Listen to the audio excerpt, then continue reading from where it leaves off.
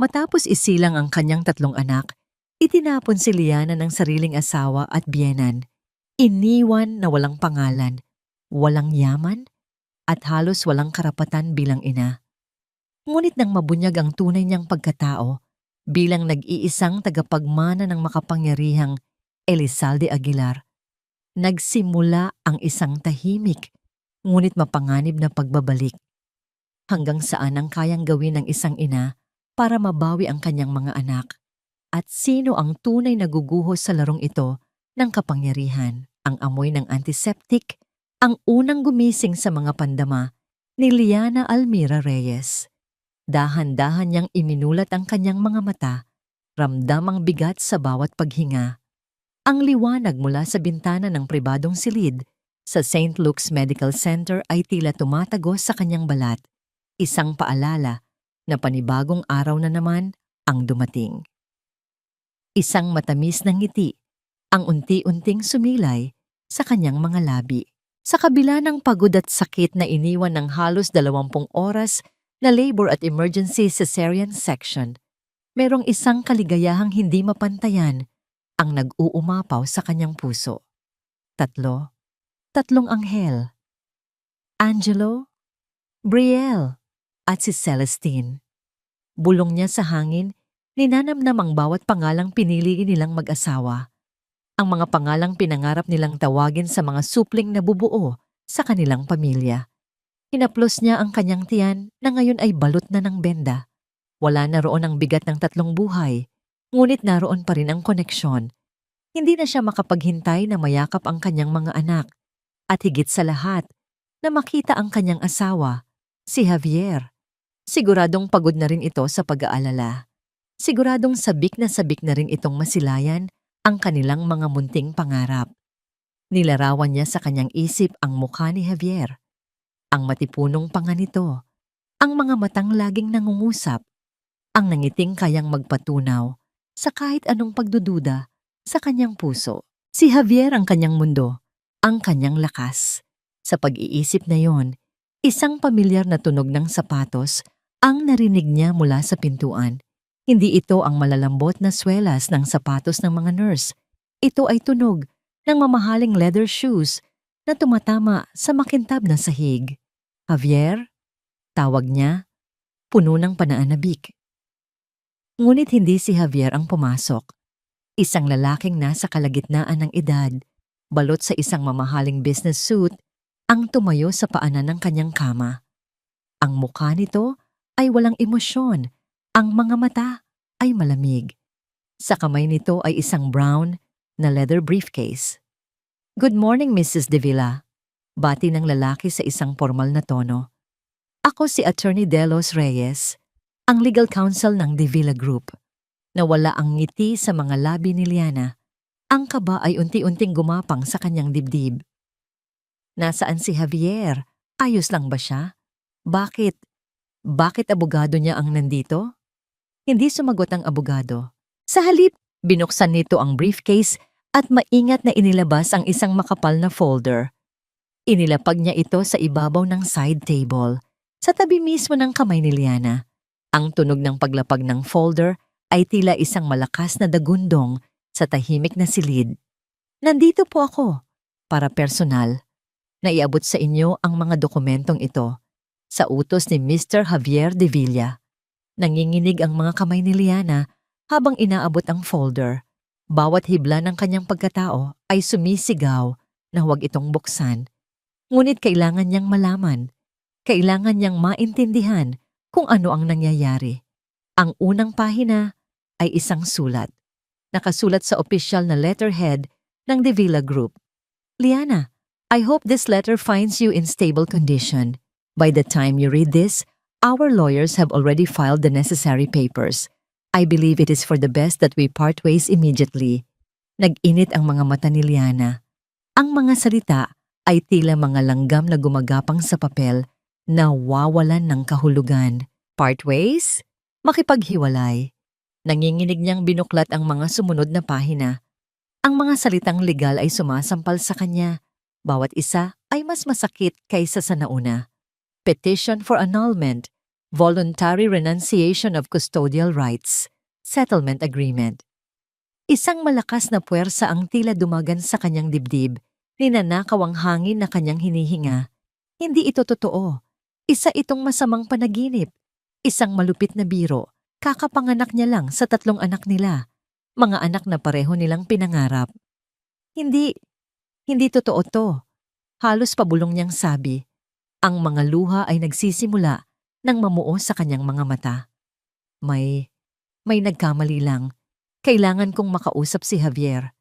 Tumingin siya sa abogado, nagmamakaawa.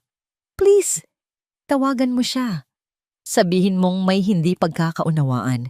Sabihin mong kailangan ko siyang makausap. Malamig pa rin ang titig ng abogado. Nasa isang mahalagang board meeting si Mr. De Villa. Ngunit nag-iwan siya ng utos na kung ipipilit ninyo, maaari ko siyang tawagan. Mabilis na tumango si Liana, kumakapit sa katiting na pag-asa. Inilabas ng abogado ang kanyang telepono, pinindot ang ilang numero, at inilagay sa speaker mode. Matapos ang ilang ring, isang boses na kilalang-kilala ni Liana ang sumagot. Ngunit ang init at lambing na dati niyang naririnig ay napalitan ng yelo. Yes, attorney. Sir, kasama ko po si Mrs. De Villa. Nais niya kayong makausap. Isang sandali ng katahimikan. Maririnig ni Liana ang mahinang ugong sa kabilang linya. Marahil ay tunog ng aircon sa isang malaking opisina. Javier! Basag ang boses ni Liana. Javier, anong ibig sabihin nito? Itong mga papel. Nagbibiro ka lang, di ba? Sabihin mo sa akin, isa lang tong masamang biro. Muling katahimikan. Pagkatapos ay isang malamig at walang kabuhay-buhay na sagot. Liana, walang biruan dito. This is business. Ang kumpanya ay nasa isang kritikal na yugto. Hindi ko kayang magkaroon ng anumang distraction o financial liability sa ngayon. Liability? Pabigat? Hindi makapaniwalang ulit ni Liana. Ang bawat salita ay tila isang punyal na tumatarok sa kanyang puso. Ang mga anak natin, Javier. Pabigat ba sila sa'yo? Ako? Pabigat ba ako? Isang buntong hininga ang naririnig niya mula sa kabilang linya. Isang buntong hininga ng pagkaini. Kailangan kong protektahan ang kumpanya. Pabigat lang kayo. Ang mga salitang yon ang tuluyang pumatay sa kung anumang pag-asa ang natitira sa kanya. Ang tibok ng puso niya ay tila huminto. Ang monitor sa tabi ng kanyang kama ay nagsimulang mag-ingay ng mas mabilis. Isang desperadong alarma na sumasabay sa pagguho ng kanyang mundo. Nakalagay na sa settlement ang lahat. Mayroon kang sapat na pera para makapagsimula ulit. Huwag mo na lang guguluhin ang buhay ko. Javier, huwag. Pagmamakaawa niya, ang huling lakas ay nawawala na. Ngunit huli na ang lahat. Ang tanging narinig niya ay ang matigas na tunog ng pagbaba ng telepono. Click! Ang tunog na yon ang sumira sa lahat. Ang telepono ng abogado ay nanatiling tahimik sa ibabaw ng mesa. Ang mga papel ng diborsyo ay nakakalat sa kanyang kumot. Ang puso ni Liana ay wasak na wasak. Ang bigat sa kanyang dibdib ay hindi na niya makayanan. Ang kanyang paningin ay nagsimulang manlabo. Ang mga tunog sa paligid ay humihina. Ang huling nakita niya ay ang walang emosyong mukha ng abogado bago tuluyang nilamon ng dilim ang kanyang kamalayan. Kasabay ng pagbagsak ng kanyang ulo sa unan, ang folder ng mga dokumento ay nahulog mula sa kama at lumikha ng isang malakas na kalabog sa sahig. Sa mismong sandaling iyon, bumukas ang pinto at isang nurse ang nagmamadaling pumasok na alarma sa tunog ng heart monitor. Ma'am Liana, Doc, Code Blue. Ngunit huli na. Para kay Liana, ang mundo ay nagwakas na. Lumipas ang ilang araw sa loob ng ospital na tila isang mahabang malabong panaginip para kay Liana. Ang bawat paggising ay isang muling pagharap sa malupit na katotohanan. Ang mga papel ng diborsyo ay nakatago na sa ilalim ng kanyang mga damit sa maliit na bag. Ngunit ang bigat nito ay nananatili sa kanyang puso. Ang mga nurse ay pumapasok at lumalabas na may mga tinging puno ng awa. Ang doktor niya, bagamat professional, ay hindi maitago ang pag-aalala sa biglaang pagbawi ng lahat ng suporta mula sa pamilya de Villa. Ang bill ng ospital, na dating isang bagay na hindi niya kailanman iisipin, ay binayaran ng isang anonymous benefactor ayon sa billing section. Isang huling sampal ng kahihiyan mula kay Javier. Sa wakas, dumating ang araw na pinayagan na siyang umuwi. Umuwi. Isang salitang dati nagdudulot ng kapanatagan, ngunit ngayon ay puno ng pangamba. Wala na siyang babalikan.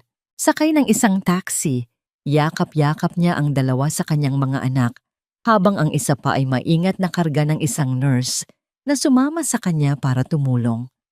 Bawat pamilyar na gusali sa Makati na kanilang nadadaanan ay tila isang multo mula sa nakaraan. Ang restaurant kung saan sila unang nag-date ni Javier, ang parke kung saan sila namasyal, ang simbahan kung saan sila nangako ng walang hanggan. Huminto ang taxi sa harap ng marangyang lobby ng The Grand Villa Residences, ang gusaling tahanan ng penthouse na ibinahagi niya kay Javier sa loob ng 5 taon. "Dito na po tayo, ma'am," sabi ng taxi driver. Bumaba si Liana. Ramdam ang panginginig ng kanyang mga tuhod. Sa tulong ng nurse, maingat niyang ibinaba ang mga portable crib. Habang papalapit sila sa malaking salaming pinto, 2 pamilyar na gwardiya ang biglang humarang sa kanilang daan. "Good afternoon po, Ma'am Liana." Magalang ngunit matigas na bati ni Mang Tonyo, ang mas matandang gwardiya. Ang mga mata nito ay hindi makatingin ng diretso sa kanya. "Mang Tonyo, tulungan niyo naman kami sa mga gamit." Pakiusap ni Liana, ang boses ay pagod. Nagkatinginan ang 2 gwardiya. Bumuntong hininga ang mas bata. "Ma'am, pasensya na po. May natanggap po kaming memo mula sa opisina ni Mr. De Villa. Hindi na po kayo pinapahintulutang pumasok sa gusali." Ang mga salita ay tumama kay Liana na parang isang malakas na sampal. "Ano? Pero dito ako nakatira. Ang mga gamit ko, ang mga gamit ng mga anak ko, nasa taas lahat." "Utos lang po, ma'am. Pasensya na po talaga," sabi ni Mang Tonyo, bakas sa mukha ang pagkailang. "May ipinadala na pong isang maleta para sa inyo. Ito lang po ang pinapahintulutan nilang ibigay." Itinuro nito ang isang itim na maleta na nakatayo sa gilid ng lobby, tila isang simbolo ng kanyang pagkatapon. Ang galit, isang emosyong matagal nang natutulog sa ilalim ng kanyang pighati, ay biglang nag-alab. "Karapatan kong pumasok sa sarili kong pamamahay. Asawa niya ako." "Dating asawa, ma'am. Mahinang pagtatama ng mas batang gwardiya. Nasa amin po ang kopya ng mga legal na dokumento." Ang huling katiting ng kanyang lakas ay tila nawala. Ang kahihiyan ay bumalot sa kanya, lalo na nang mapansin niya ang ilang mga residente na dumadaan at nagbubulungan habang nakatingin sa kanila. Sa gitna ng lahat, nagsimulang umiyak si Angelo, sinundan ni Brielle. Ang kanilang mga iyak ay tila mga sirena na nagpapahayag ng kanilang kalagayan. Wala siyang nagawa. Kinuha niya ang maleta, binitbit niya ang isang crib, habang ang nurse ay karga ang 2 pa. Walang lingon-likod silang tumalikod sa lugar na minsan niyang tinawag na tahanan. "Saan po tayo ngayon, ma'am?" tanong ng nurse, puno ng pag-aalala. Hindi alam ni Liana ang isasagot. Saan nga ba? Umupo sila sa isang bangko sa isang maliit na parke sa di kalayuan. Ang ingay ng trapiko sa Makati ay isang malupit na paalala ng mundong patuloy na umiikot, walang pakialam sa pagguho ng sa kanya. Inilabas niya ang kanyang telepono. Una niyang tinawagan si Clarice, ang kanyang matalik na kaibigan, ang maid of honor sa kanyang kasal. "Hello, Liana. Kamusta? Narinig ko ang nangyari. I'm so sorry," sabi ni Clarice, ngunit may kaba sa boses nito. "Claire, kailangan ko ng tulong. Pwede bang Pwede bang makituloy muna kami sa inyo? Kahit isang gabi lang. Wala kaming mapuntahan. Sabi ni Liana, nilulunok ang kanyang pride. Isang mahabang katahimikan. Naku, Liana, kasi may bigla ang lakad kami ng pamilya ko pa Tagaytay. Oo, ngayon na mismo. Pasensya na talaga. Tawagan na lang kita ulit, ha? Ang tawag ay naputol bago pa man makasagot si Liana. Alam niyang nagsisinungaling si Clarice. Ang asawa nito ay nagtatrabaho sa isang subsidiary ng De Villa Group. Takot. Iyon ang dahilan. Sinubukan niya ang isa pa, si Katrina. Ngunit diretso lang ito sa voicemail. Sinubukan niya ang isa pa, at isa pa. Lahat sila, ang mga taong kasama niyang tumawa sa mga party at sosyal na pagtitipon, ay biglang naglahong parang bula. Doon niya napagtanto. Hindi sila mga kaibigan niya. Sila ay mga kaibigan ng asawa ni Javier de Villa. At ngayong wala na ang pangalang yon sa kanya, wala na rin sila. Gabi na nang tuluyan siyang sumuko. Ang nurse na tumulong sa kanya ay kailangan na ring umuwi. Sa huling pagkakataon, tinulungan siya nitong dalhin ang mga bata at ang maliit nilang ari-arian sa loob ng isang maliit, 24 oras na karinderya. Umupo si Liana sa isang plastik na upuan sa sulok. Ang amoy ng nilulutong goto at sinangag ay dumidikit sa hangin. Sa labas, ang mga ilaw ng Makati ay kumikinang, isang malupit na pagpapakita ng yaman at kapangyarihan na ipinagkait sa kanya. Si Celestine ay mahimbing na natutulog, ngunit sina Angelo at Brielle ay nagsisimula na namang maging irritable. Habang pinapatahan niya si Brielle, isang mainit na patak ng luha ang pumatak mula sa kanyang mga mata at tumama sa munting noo ng kanyang anak. Doon, sa gitna ng pagod, gutom, at kawalan ng pag-asa, isang bagong damdamin ang umusbong. Tinitigan niya ang tatlong natutulog na mukha. Ang kanyang mga anak. Walang muwang. Umaasa sa kanya. Hindi siya pwedeng sumuko. Hindi para sa sarili niya, kundi para sa kanila. Kailangan niyang maging matatag. Kailangan niyang lumaban. Sa gitna ng kanyang pagmumuni-muni, isang ugong ng isang mamahaling makina ang pumukaw sa kanyang atensyon. Isang makintab na itim na sedan, isang European model na hindi niya matukoy, ang dahan-dahang huminto sa tapat mismo ng karinderya. Ang sasakyan ay tila hindi nababagay sa simpleng lugar na yon. Nagtago ng kaba ang kanyang dibdib. Mga tauhan ba ito ni Javier? Pinapahanap siya para lalong pahirapan. Ang bintana sa backseat na may dark tint ay dahan-dahang bumaba. Isang lalaking nasa mga 40, nakasuot ng plansadong suit, ang nakatingin sa kanya. Ang mukha nito ay kalmado at seryoso, ngunit ang mga mata ay may kakaibang talas.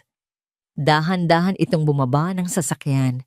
Bawat galaw ay may bigat at kumpiyansa.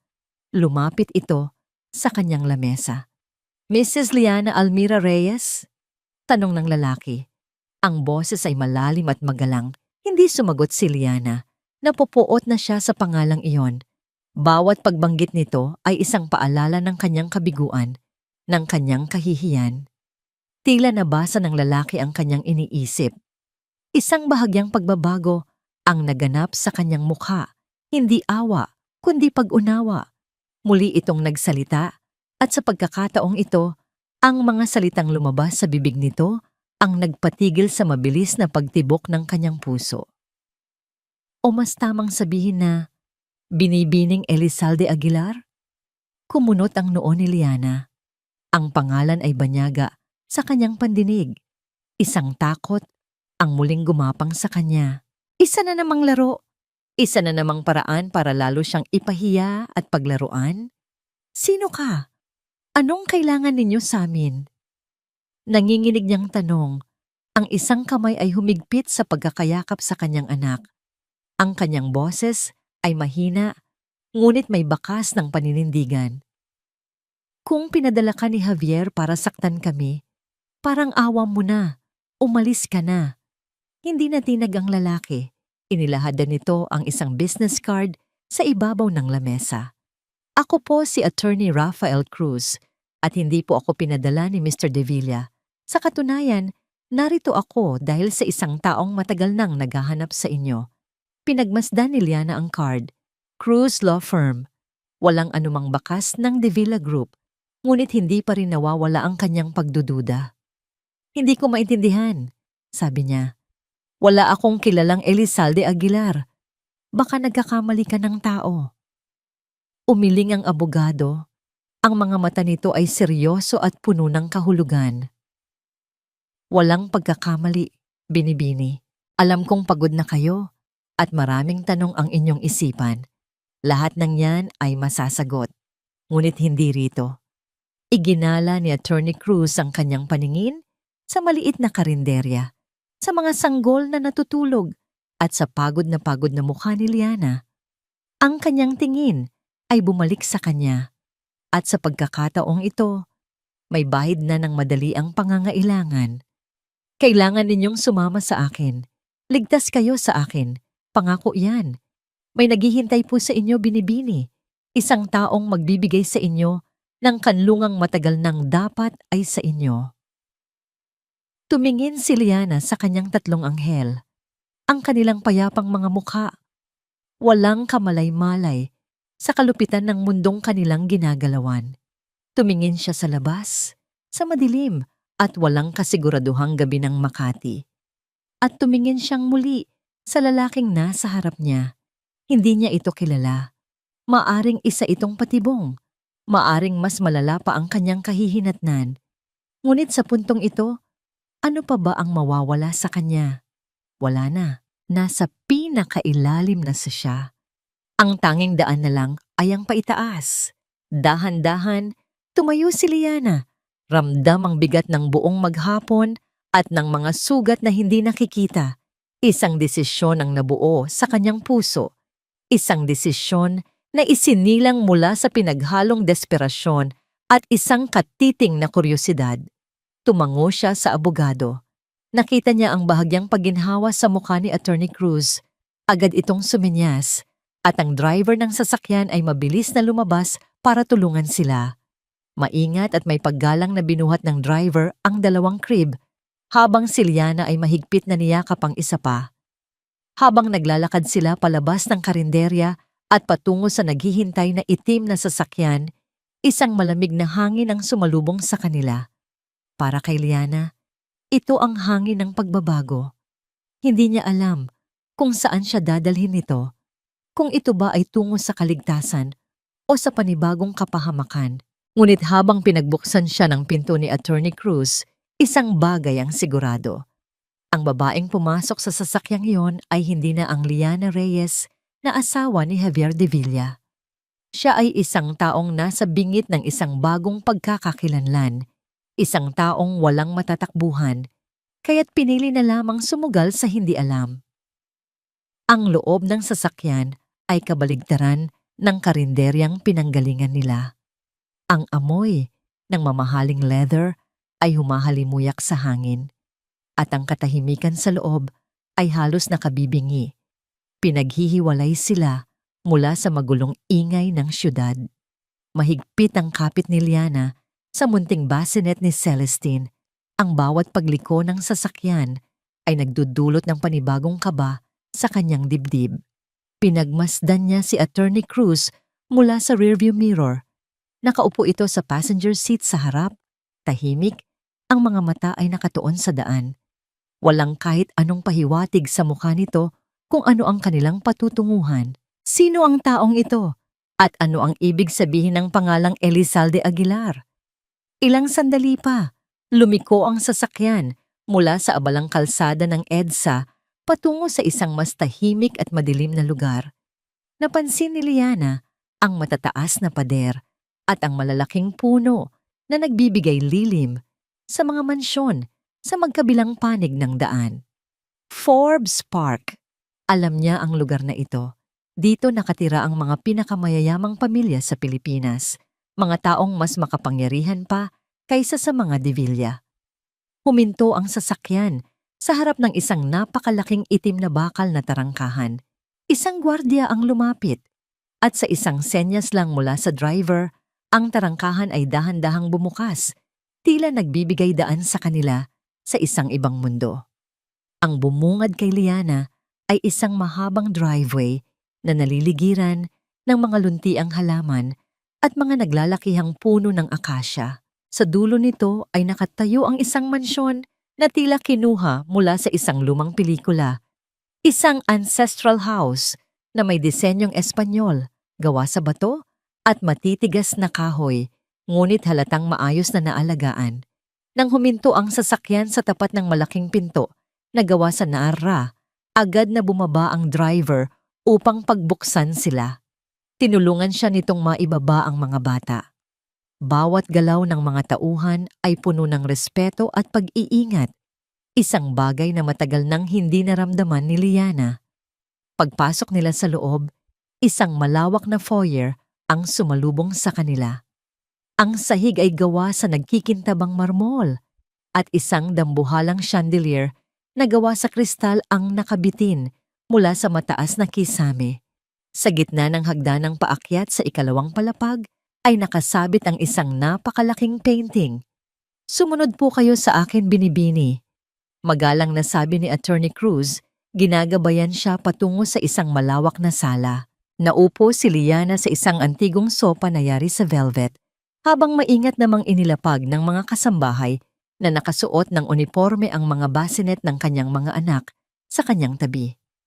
Ang buong paligid ay nagpapahiwatig ng yaman at kapangyarihan. Isang yaman na hindi ipinagyayabang, kundi isang yaman na malalim ang ugat at kasaysayan.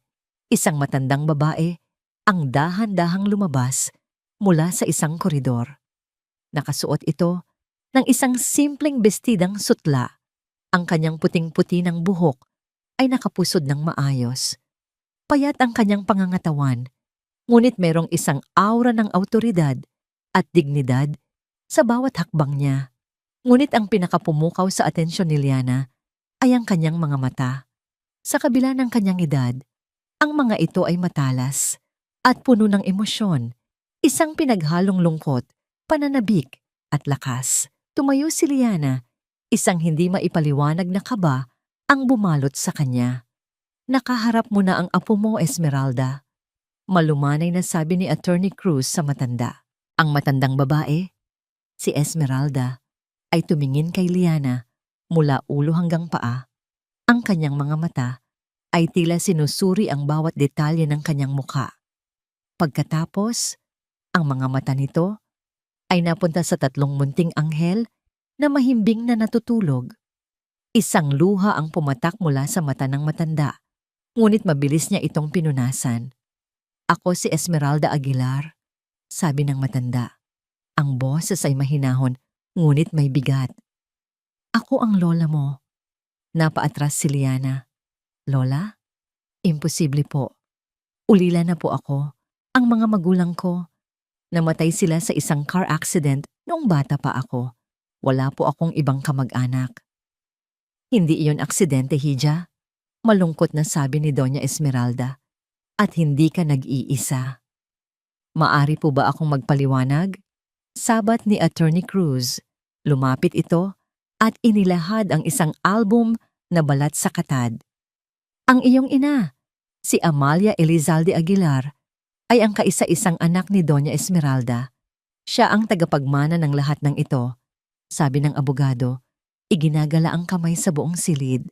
Ngunit umibig siya sa isang simpleng arkitekto, ang iyong ama, na si Ricardo Reyes.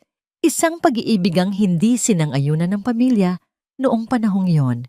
Dahil dito, tinalikuran ng iyong ina ang kanyang mana at pinili niyang mamuhay ng simple kasama ang lalaking mahal niya.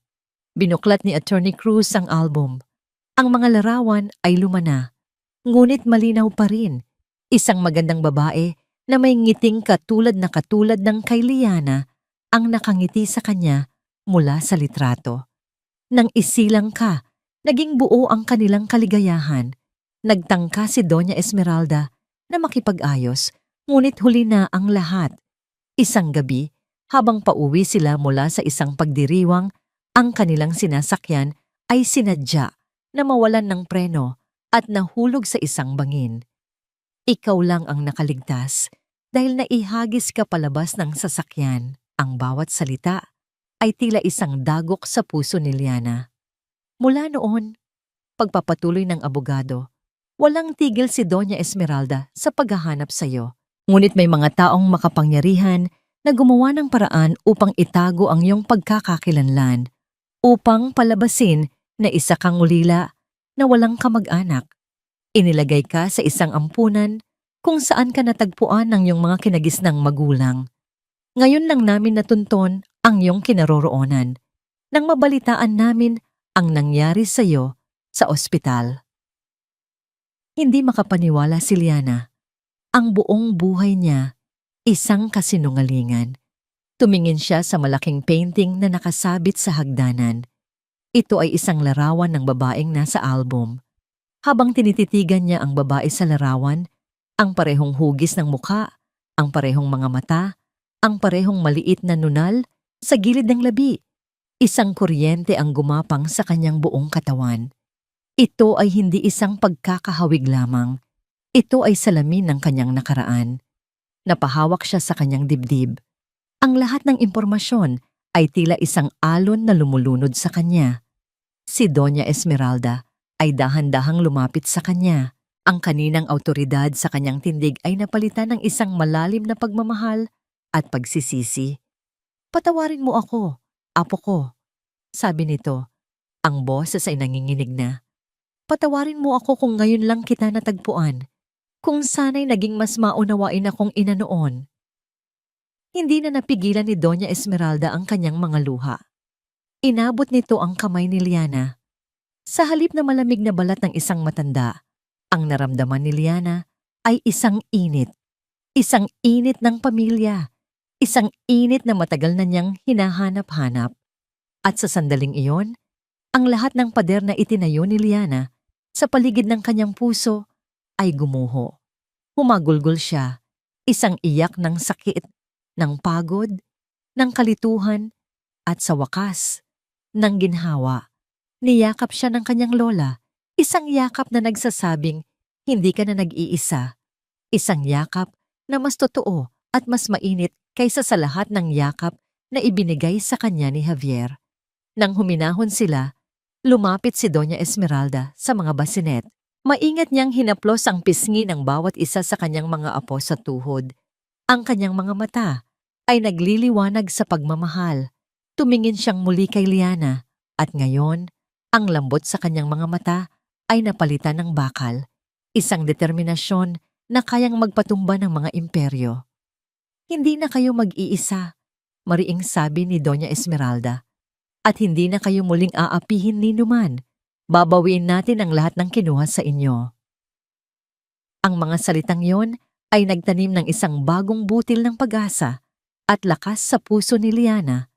Hindi na ito ang pag-asa ng isang asawang naghihintay sa pagbabalik ng kanyang kabiyak. Ito ay ang pag-asa ng isang mandirigma na handa ng lumaban. Muling nagsalita si Attorney Cruz. Ang kanyang boses ay formal at seryoso. Lumapit ito sa isang mesa at kinuha ang isang napakakapal na folder na gawa sa mamahaling papel. Inilapag niya ito sa lamesang nasa harap ni Liana. Ang tunog nito ay may bigat at kapangyarihan. "Ito ang unang hakbang," sabi ng abogado. Ang kanyang mga mata ay nakatutok kay Liana. "Ang pag-angkin sa iyong mana." Ang tunog ng nag-uumpugang mga kopita ng champagne at ang masiglang tawanan ay umalingaw-ngaw sa loob ng pribadong silid ng The Peak, isang eksklusibong bar na tanaw ang buong skyline ng Makati. Si Javier Alfonso de Villa, ang CEO ng De Villa Group of Companies, ay nasa sentro ng lahat ng ito. Isang ngiting tagumpay ang nakapaskil sa kanyang mukha. Isang maskarang perpektong humulma sa kanyang anyo bilang isang binatang henyo sa mundo ng korporasyon. "To Javier, for successfully closing the Nakatomi merger," sigaw ng isa sa kanyang mga business partner, itinaas ang kanyang kopita. "Hear, hear!" sagot ng lahat. Itinaas din ni Javier ang kanyang baso ng single malt whiskey. To us, sabi niya, ang boses ay kalmado at puno ng autoridad. To the future of the Villa Group. Ngunit habang ang mamahaling alak ay dumadaloy sa kanyang lalamunan, hindi init ang kanyang naramdaman, kundi isang pamilyar na lamig. Ang lasa ng tagumpay na dati kanyang kinahuhumalingan ay tila lasang abo na ngayon. Ang bawat papuri, bawat pagbati ay parang mga ugong na walang kahulugan. You're a ruthless one, De Villa. Biro ng isang matabang investor habang tinatapik ang kanyang balikat. I heard you even cleaned house. Good move. No distractions. A man must always protect his assets. Assets. Ang salitang yon ay tumama sa kanya. Iyon ang ginamit niyang dahilan. Ang kumpanya, ang kanyang assets. Ngunit habang pinagmamasdan niya ang mga nagtatawa ng mukha sa paligid, mga mukhang nag-aabang sa kanyang susunod na galaw, iisang imahe lang ang paulit-ulit na lumalabas sa kanyang isipan.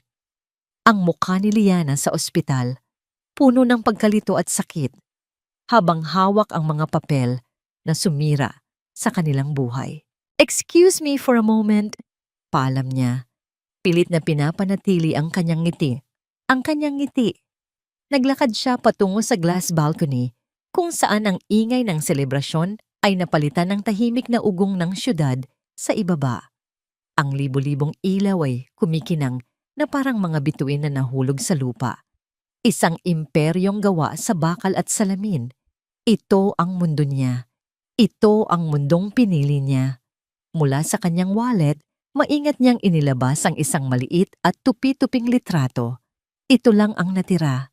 Ang lahat ng kanilang mga larawan sa penthouse ay ipinatapon niya sa isang iglap ng galit at pagtanggi. Sa litrato, nakangiti si Liana. Ang mukha ay masaya at walang bahid ng alalahanin. Nakahawak ang kamay nito sa kanyang malaking tiyan. Nakatayo siya sa likod nito, nakayakap. Ang kanyang mga kamay ay nakapatong sa mga kamay ni Liana. Kuha ito sa kanilang huling anibersaryo, ilang buwan bago ang panganganak. Isang larawan ng perpektong pag-asa. Hinaplos ng kanyang hinlalaki ang mukha ni Liana sa litrato. Isang pagsisisi, matalas at hindi mapagkunwari, ang humiwa sa kanyang dibdib. Ano na kaya ang kalagayan niya? Nasaan na kaya sila? Ang sentimentalismo ay isang kahinaan na hindi kayang tustusan ng isang CEO, Javier. Ang boses sa kanyang likuran ay malamig, matalas, at hindi mapagkakamalan. Hindi na niya kailangang lumingon. Ang lamig na dala nito ay sapat na para kilalanin kung sino ito. Dahan-dahan niyang itinago ang litrato at humarap. Nakatayo roon ang kanyang ina, si Doña Isabela de Villa, balot sa isang eleganteng itim na bestida. Ang kanyang buhok ay perpektong nakaayos. Ang kanyang mga alahas ay kumikinang sa ilalim ng ilaw. Mama, bati niya. Pilit na itinatago ang anumang bakas ng emosyon. Nakita ko ang anunsyo ng merger. Magaling, sabi ni Doña Isabela. Ngunit ang kanyang mga mata ay hindi nagpapakita ng anumang paghanga. Ito ay isang pagkilala sa isang trabahong natapos. Pinatunayan mo na tama ang desisyon mong unahin ang pamilya. Ang pamilyang ito, itinuro niya ang kanyang sarili at ang pangalang De Villa. Ginawa ko ang nararapat, sagot ni Javier. Ang mga salita ay tila inuulit lang mula sa isang script. Mabuti, sabi ng kanyang ina. Lumapit ito at inayos ang kwelyo ng kanyang suit. Isang kilos na tila nagpapakita ng pagmamahal, ngunit sa katotohanan ay isang pagpapakita ng pagmamay-ari. Ang sakripisyong ginawa mo ay para sa ikabubuti ng ating legasya.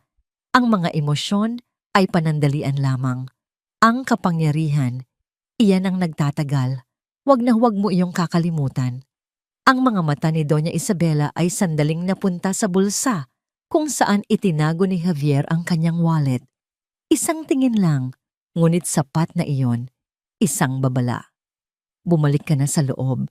Ang mga buwitre ay naghihintay na makasama ang hari.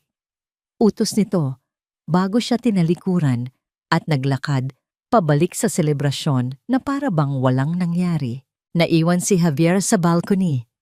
Ramdam ang bigat ng pagiging isang hari sa isang kahariang hindi naman talaga sa kanya, kundi sa anino ng kanyang ina. Kinabukasan, sa loob ng kanyang malawak at tahimik na opisina, hindi pa rin siya mapakali. Ang imahe ng pag-alis ni Liana sa ospital ay hindi siya tinitigilan.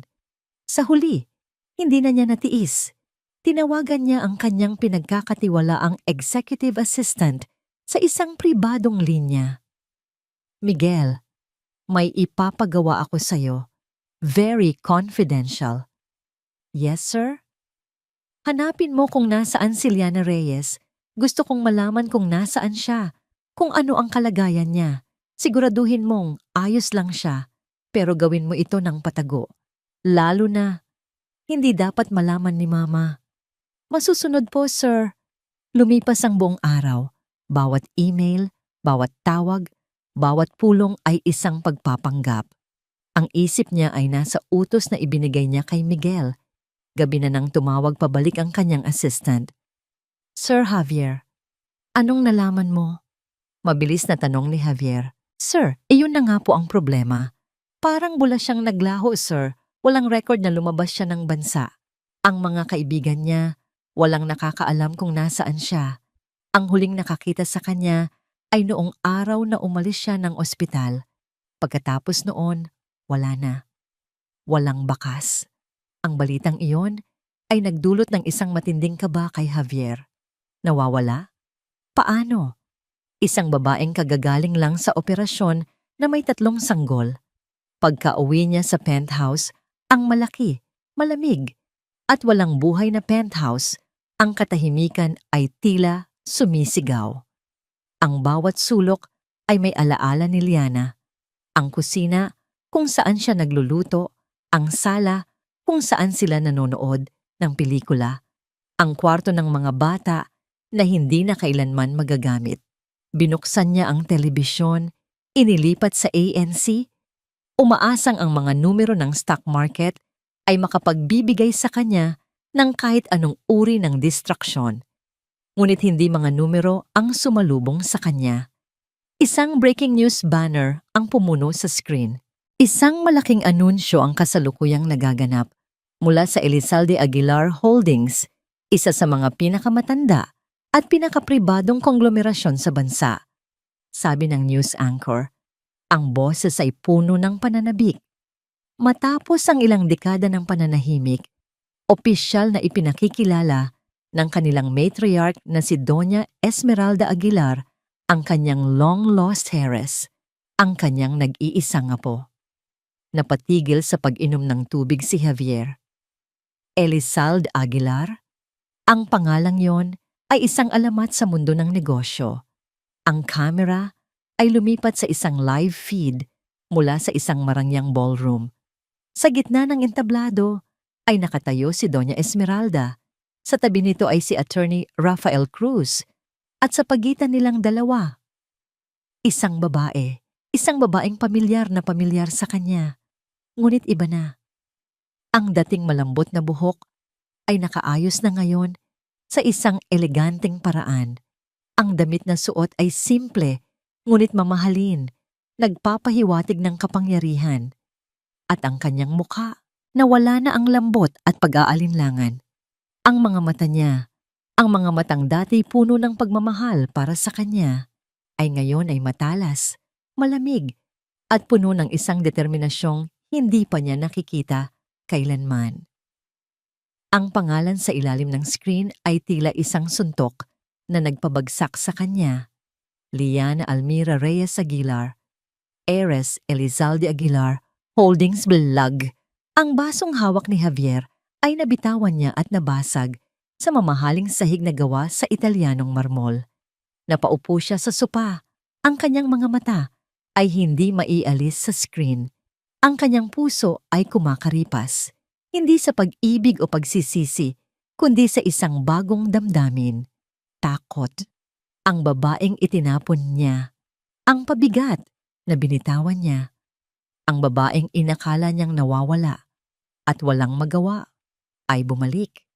At sa kanyang pagbabalik, hindi siya isang pulubi na nagmamakaawa. Siya ay isang reyna na handa ng bawiin ang kanyang kaharian 1 buwan.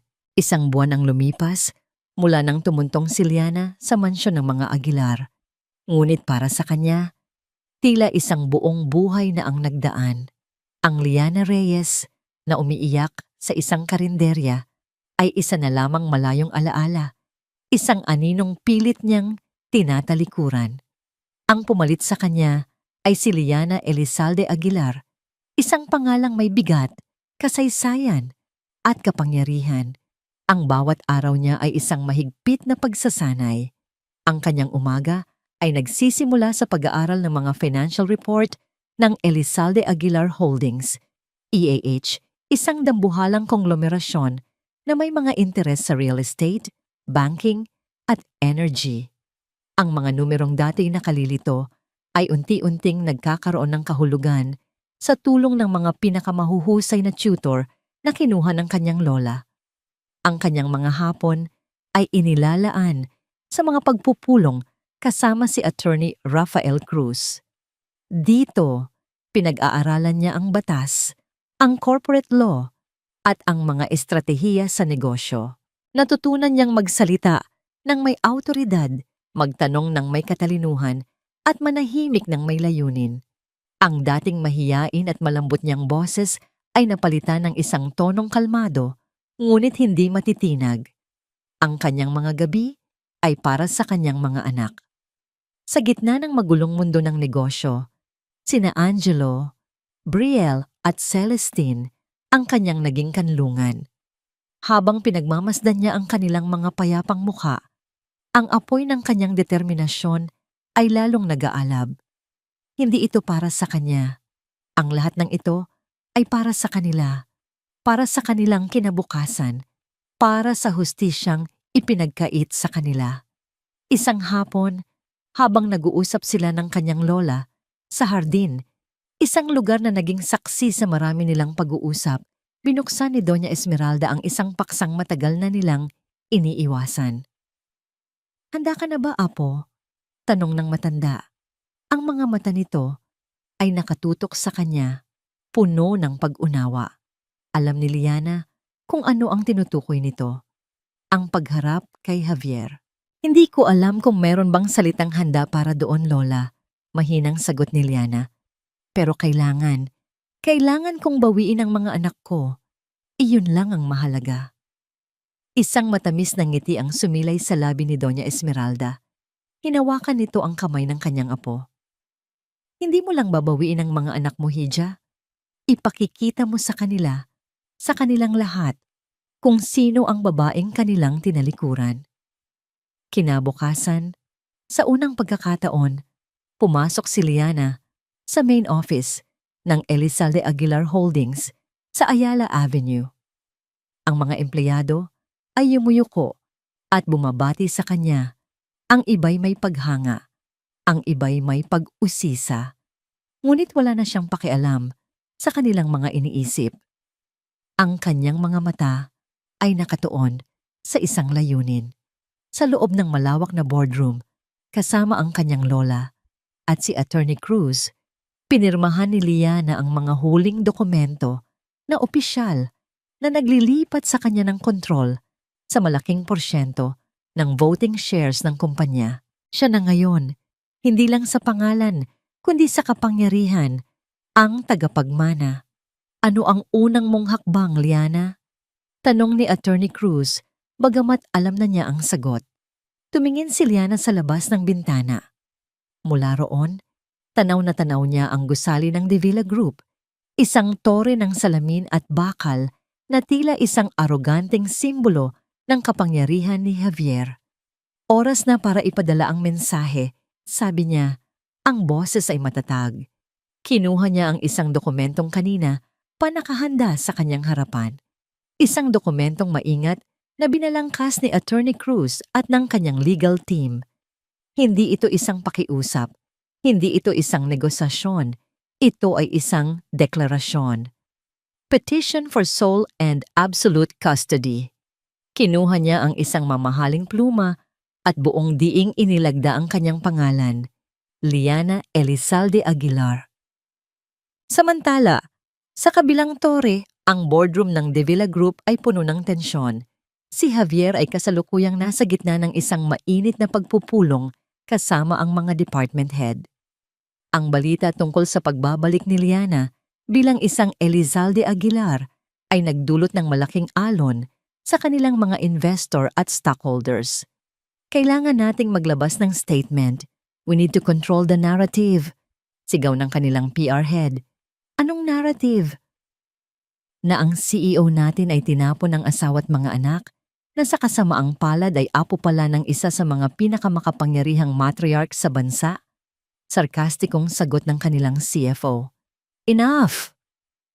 Sigaw ni Javier, ang kanyang boses ay umalingaw-ngaw sa buong silid, nagpatahimik sa lahat.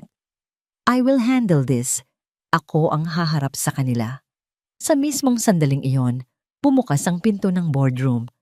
Hindi ang sekretarya ni Javier ang pumasok, kundi si Attorney Rafael Cruz na may kasamang dalawang lalaking nakasutana rin. Ang kanyang presensya ay agad na nagpabigat sa atmosfera. Kalmado siyang naglakad patungo sa dulo ng lamesa kung saan nakaupo si Javier. Ang lahat ng mga mata ay nasa kanya. Attorney Cruz, bati ni Javier, pilit na pinapakita ang kumpiyansa. To what do we owe this unexpected pleasure? If this is about a settlement, hindi ito tungkol sa settlement, Mr. De Villa. Putol ni Attorney Cruz, ang boses ay formal at walang emosyon. Narito ako para personal na ihatid ito. Sa harap ng lahat ng department heads at miyembro ng board, marahan niyang inilapag ang isang set ng mga legal na dokumento sa makintab na lamesa, sa mismong harapan ni Javier. Ang puting papel ay tila sumisigaw sa gitna ng madilim na kahoy. Dinampot ni Javier ang mga papel. Ang kanyang mga mata ay mabilis na tumakbo sa mga unang linya. Ang bawat salita ay tila isang suntok sa kanyang sikmura. Sole custody.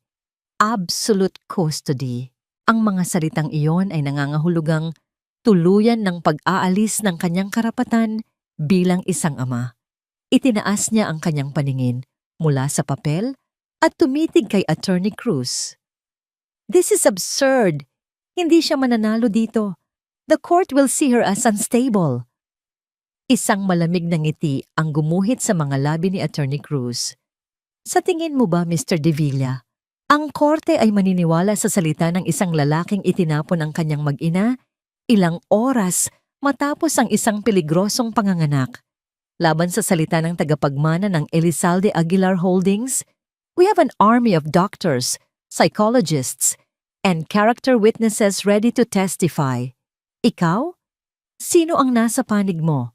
Ang tanong na yon ay sumampal sa katotohanan kay Javier. Tumingin siya sa paligid ng silid. Ang kanyang mga department head, ang mga taong kanina lang ay nagpapakita ng kanilang katapatan, ay ngayon ay nakayuko. Iniiwasan ang kanyang tingin. Bago tumalikod si Attorney Cruz, may huli itong sinabi. Binibigyan ka namin ng 48 oras para tumugon. Pero payo ko lang, Mr. De Villa, huwag mong maliitin ang isang inang ipinaglalaban ng kanyang mga anak. Lalo na kung ang inang iyon ay may apelyidong Aguilar. Pagkasabi noon, tumalikod na si Attorney Cruz at ang kanyang mga kasama. Iniwan ang isang silid na puno ng katahimikan at isang CEO na ngayon lang napagtanto ang laki ng kalabang kanyang binangga. Nang gabing iyon, habang nag-iisa sa kanyang opisina, nagring ang telepono ni Javier. Isang numero na hindi niya gustong sagutin, ngunit wala siyang pagpipilian. Hello, Mama. Nakita ko ang ginawa niya, sabi ni Doña Isabela mula sa kabilang linya. Ang boses niya ay hindi galit. Ito ay mas masahol pa. Ito ay malamig at puno ng kalkulasyon. Isang hamon, isang deklarasyon ng digmaan. Mama, baka huwag kang magkakamaling magpadala sa emosyon, Javier. Ito ay digmaan, putol ng kanyang ina. At sa isang digmaan, Kailangang may unang dumanak na dugo. Hayaan mong ipakita ko sa batang yon kung paano lumaban ang isang De Villa. Click! Ang tawag ay naputol. At sa kauna-unahang pagkakataon, mas kinilabutan si Javier sa kung anong kayang gawin ng kanyang ina kaysa sa banta ng pagbabalik ni Liana. Ang bulwagan ng Makati Family Court ay malamig at tahimik, isang stark na kaibahan sa digmaang nagbabadyang sumiklab sa loob ng hearing room. Para kay Liana, ang bawat segundo ng paghihintay ay tila isang oras. Nakaupo siya sa pagitan ng kanyang lola, si Doña Esmeralda, at ni Attorney Cruz. Ang kanyang postura ay tuwid. Ang kanyang mga kamay ay kalmadong nakapatong sa kanyang kandungan. Ngunit sa loob-loob niya, isang bagyo ng kaba at galit ang nagwawala. Sa kabilang panig ng bulwagan, nakaupo si Javier kasama ang kanyang legal team. Ito ang unang pagkakataon na muli silang magkikita ng harapan mula noong araw sa ospital. Nagtama ang kanilang mga mata sa isang saglit. Nakita ni Liana ang gulat sa mga mata ni Javier, marahil dahil sa kanyang bagong anyo. Ngunit wala na siyang nakitang pagsisisi.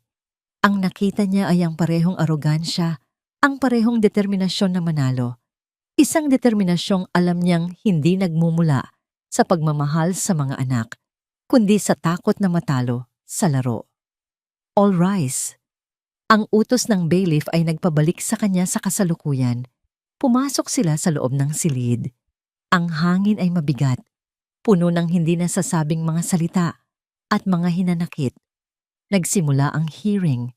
Ang unang nagsalita ay ang abogado ng panig ni Javier, si Attorney Mendoza, isang veteranong abogado na kilala sa kanyang agresibong pamamaraan.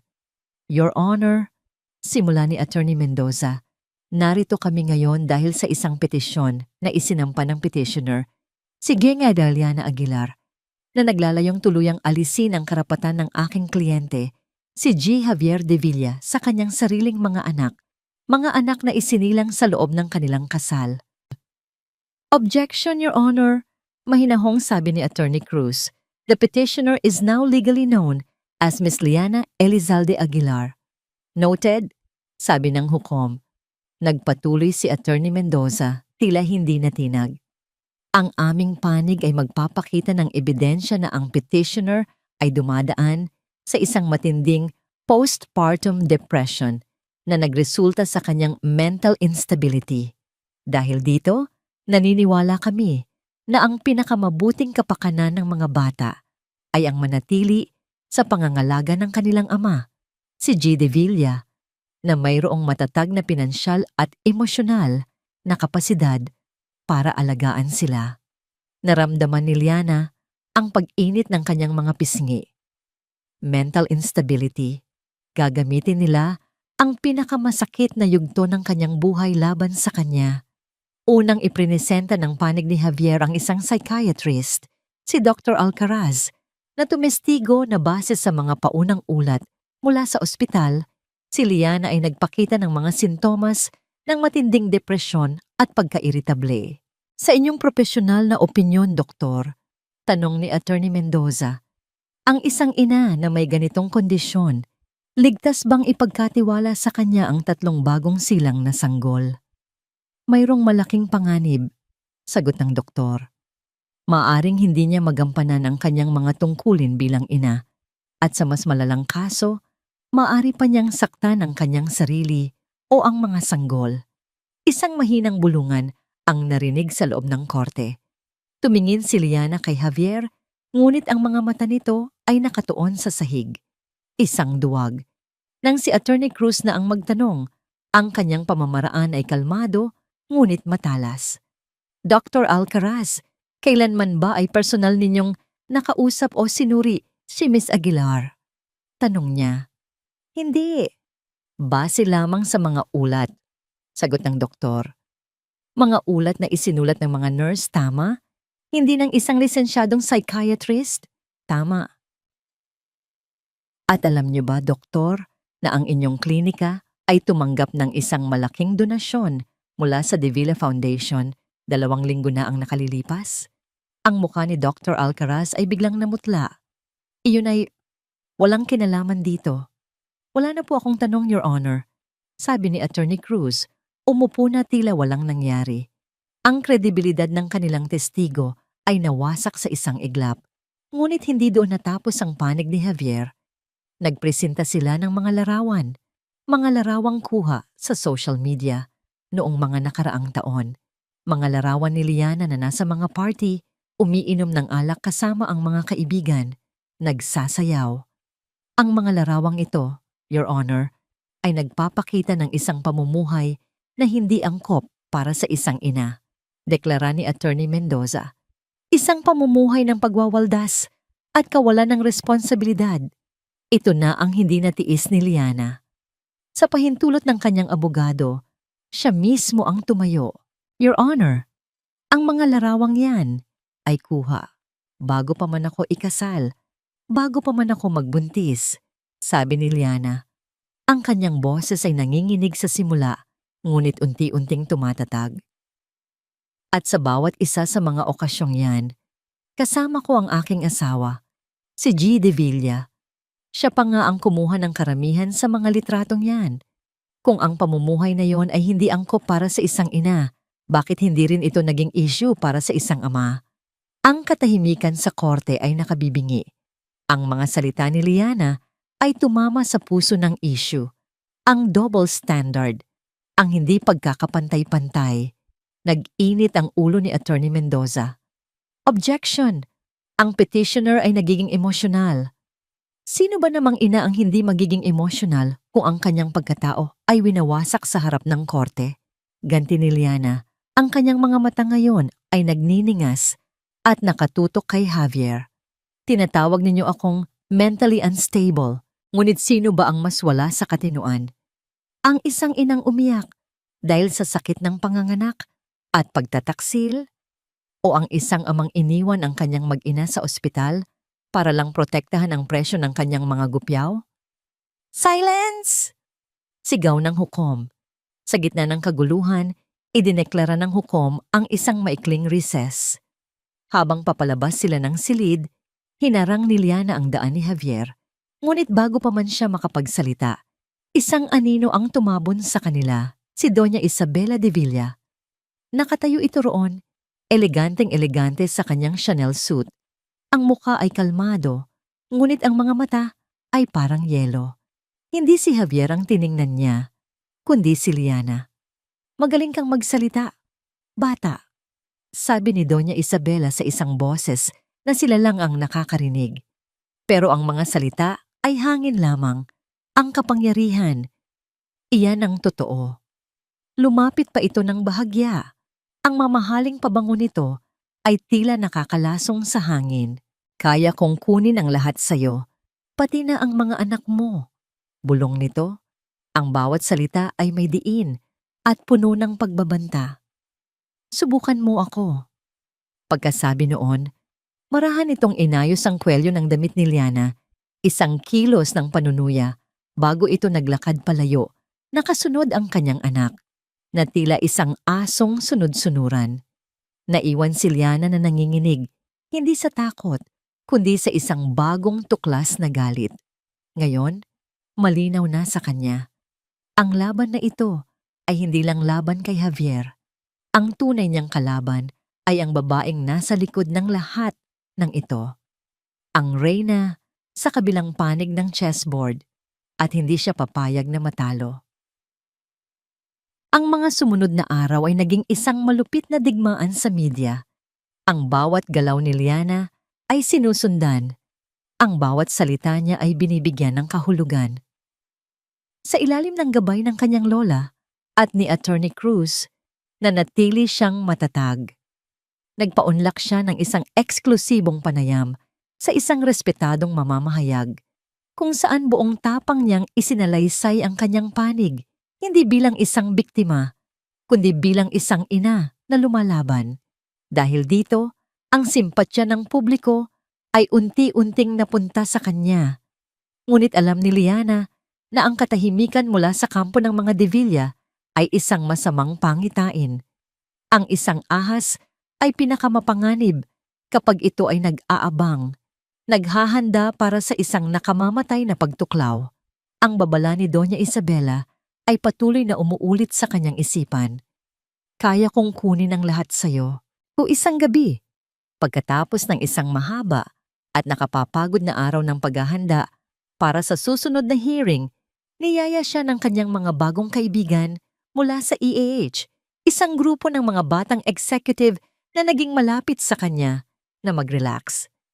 Liana, kailangan mong magpahinga kahit sandali, sabi ni Sofia, ang head ng marketing. May isang bagong bukas na jazz lounge sa BG, tahimik lang doon. Isang oras lang, pangako.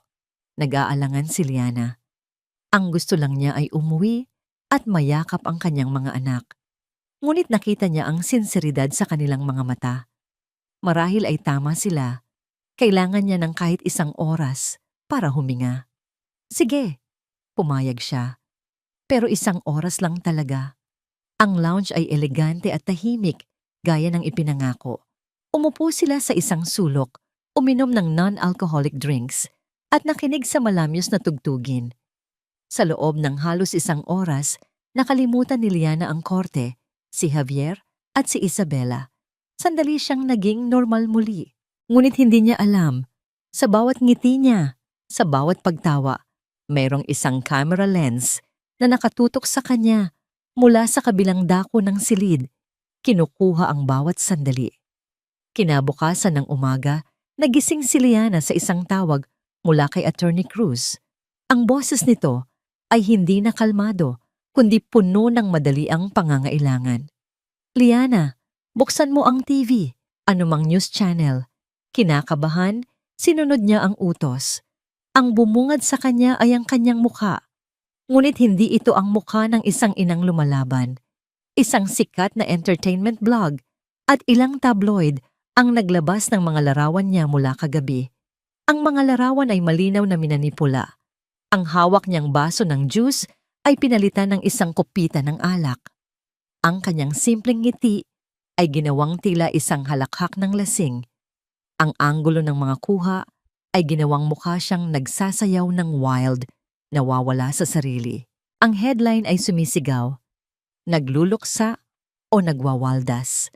Ang gabi ng paglimot ni Liana Aguilar habang nakikipaglaban para sa mga anak. Ito ay kasinungalingan, sigaw ni Liana, nanginginig ang buong katawan. Pinlano nila ito. It was a setup. Alam ko, Liana, ngunit huli na. Malungkot na, sabi ni Attorney Cruz. Ipinadala na nila ang mga larawan sa korte bilang urgent supplemental evidence. Hinihiling nila ang isang emergency hearing para sa immediate protective custody ng mga bata. Ang mundo ni Liana ay gumuho sa ikalawang pagkakataon. Ang emergency hearing ay mabilis at brutal. Kahit anong paliwanag ang gawin ni Attorney Cruz, kahit anong ebidensya ang ipakita nilang peke, ang mga larawan, ang pinsala ay nagawa na. Ang hukom, sa ilalim ng matinding presyon mula sa media, ay nagdesisyon na para sa kapakanan ng mga bata, sila ay pansamantalang ilalagay sa ilalim ng kustodya ng Department of Social Welfare and Development, DSWD, habang nagpapatuloy ang investigasyon. Hindi rin sila ibinigay kay Javier. Ito ang pinakamasakit na bahagi. Ang korte ay nagpasiya na dahil sa controversial na situation, walang sino man sa kanila ang karapat-dapat sa ngayon. Nang hapong iyon, 2 social worker ang dumating sa mansyon ng mga Aguilar. Ang kanilang mga muka ay puno ng profesional na awa, ngunit ang kanilang mga kilos ay matatag. Kailangan po naming sundin ang utos ng korte, ma'am, sabi ng isa. Tinangka ni Doña Esmeralda na gamitin ang kanyang impluensya. Ngunit kahit ang pangalan ng mga Aguilar ay hindi kayang banggain ang isang direktang utos mula sa korte. Pinanood ni Liana na parang isang manonood sa sarili niyang trahedya, habang ang kanyang 3 anak ay maingat na inilalagay sa mga dala nilang car seat. Si Angelo, si Briella, si Celestine, ang kanyang buhay, ang kanyang hininga, ang kanyang lahat. Sinubukan niyang lumapit, ngunit isang malumanay na kamay mula sa kanyang lola ang pumigil sa kanya. Bago sila tuluyang umalis, lumapit ang babaeng social worker. Pangako po ma'am, aalagaan po namin sila. Ito ay pansamantala lamang.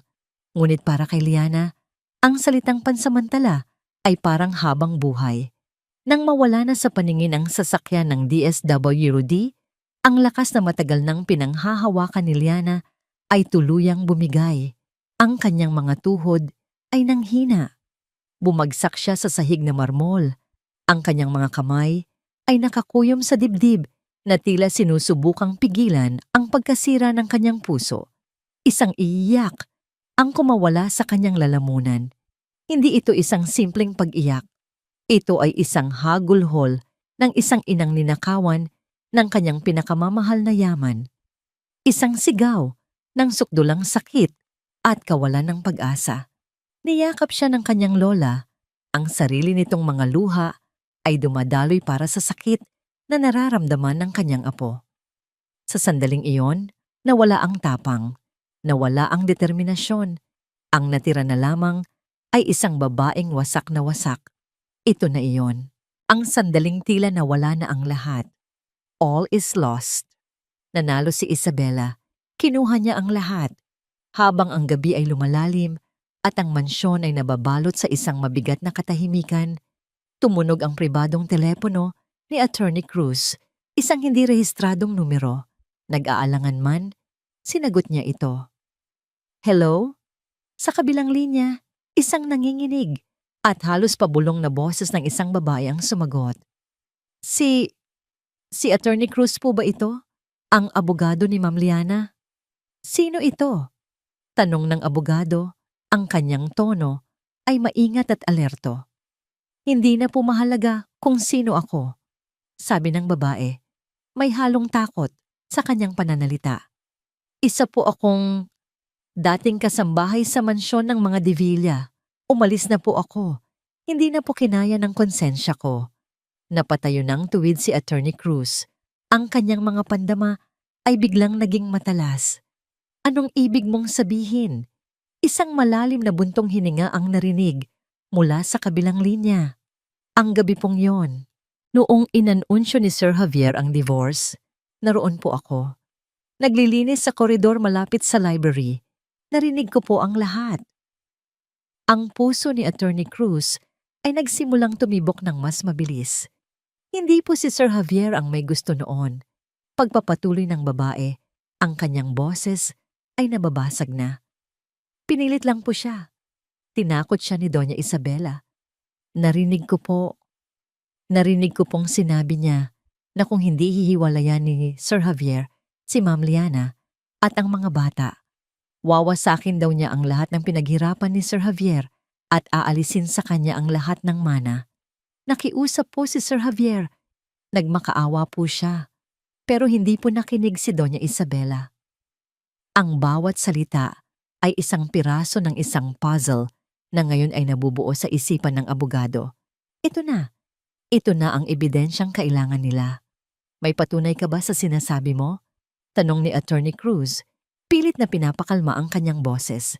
Nagkaroon ng sandali ng katahimikan na para bang nag-iisip ang babae kung dapat ba niyang ituloy. Nang marinig ko po ang sigawan nila, natakot po ako. Itinago ko po ang cellphone ko sa ilalim ng isang florera at pinindot ang record. Hindi ko po alam kung bakit. Siguro po, para lang may ebidensya kung sakaling may mangyaring masama. Ito na ang bombshell. Meron akong dapat sabihin tungkol sa totoong nangyari sa gabi ng divorce, sabi ng babae. Ang kanyang boses ngayon ay may halong determinasyon. Handa po akong tumulong. Ang mga sumunod na oras matapos kunin ang kanyang mga anak ay isang malaking, itim na kawalan para kay Liana. Nakaupo siya sa dilim ng kanyang silid, nakatingin sa labas ng bintana, ngunit wala namang talagang nakikita. Ang mansyon ng mga Aguilar, na minsan ay naging simbolo ng kanyang bagong simula, ay isa na ngayong kulungang ginto. Malawak, marangya, ngunit walang buhay. Walang maririnig na iyak ng sanggol. Walang tunog ng maliliit na hininga. Tanging ang nakabibinging katahimikan. Si Doña Esmeralda ay hindi umalis sa kanyang tabi. Isang tahimik na presensya na nagbibigay ng suporta kahit walang salitang binibitawan. Ngunit kahit ang pagmamahal ng kanyang lola ay hindi kayang punan ang butas na iniwan ng kanyang mga anak sa kanyang puso. Nasa ganito silang kalagayan nang pumasok si Attorney Cruz. Iba ang itsura nito. Ang laging seryoso at kalmadong muka ay may bahid ngayon ng isang emosyong hindi pa nakikita ni Liana rito. Isang kislap ng pag-asa. "Liana, Doña Esmeralda," sabi nito. Ang boses ay mahihina ngunit may diin. Mayroon tayong isang development, isang hindi inaasahang pagkakataon. Ikinuwento niya ang tungkol sa tawag, tungkol sa dating kasambahay, tungkol sa isang sikretong recording. Sa unang pagkakataon sa loob ng maraming oras, nagkaroon ng reaksyon si Liana. Itinaas niya ang kanyang paningin mula sa sahig. Ang kanyang mga mata, na kanina'y walang buhay, ay nagkaroon ng bahagyang kislap. "Totoo ba yan?" "Hindi natin malalaman hanggat hindi natin siya nakakausap," sagot ng abogado. "Inayos ko na ang isang ligtas na pagkikita. Ngayon yan na. Pero kailangan nating mag-ingat. Kung malaman ng mga Divilla na mayroong ganitong testigo, hindi sila mag-aatubiling patahimikin siya." Isang oras ang lumipas. Sa isang pribadong function room ng isang maliit na hotel na pag-aari ng EAH, naghihintay sila. Bawat tunog mula sa labas ay nagpapakaba kay Liana. Paano kung isa itong patibong? Paano kung isa na naman itong laro ni Isabela? Maya-maya, bumukas ang pinto at pumasok ang isang babaeng nasa mga 50 anyos. Balot sa takot at pag-aalinlangan. Nakayuko ito. Hindi makatingin ng diretsyo. Ito si Manang Elsa. Pinaupo siya ni Attorney Cruz at binigyan ng isang basong tubig. "Huwag po kayong matakot, Manang Elsa," malumanay na sabi ni Liana. "Ligtas po kayo rito. Nagpapasalamat po ako sa inyong tapang." Tumingala ang matanda at sa kanyang mga mata, nakita ni Liana ang pinaghalong awa at pagsisisi. "Patawarin niyo po ako, Ma'am Liana. Matagal ko na po sanang gustong gawin ito, pero natakot po ako para sa pamilya ko." "Naiintindihan ko po," sagot ni Liana. "Ang mahalaga po ay narito na kayo ngayon. Pakiusap, ikwento niyo po sa akin ang lahat." Nanginginig ang boses ni Manang Elsa habang isinasalaysay niya ang mga pangyayari noong gabing iyon.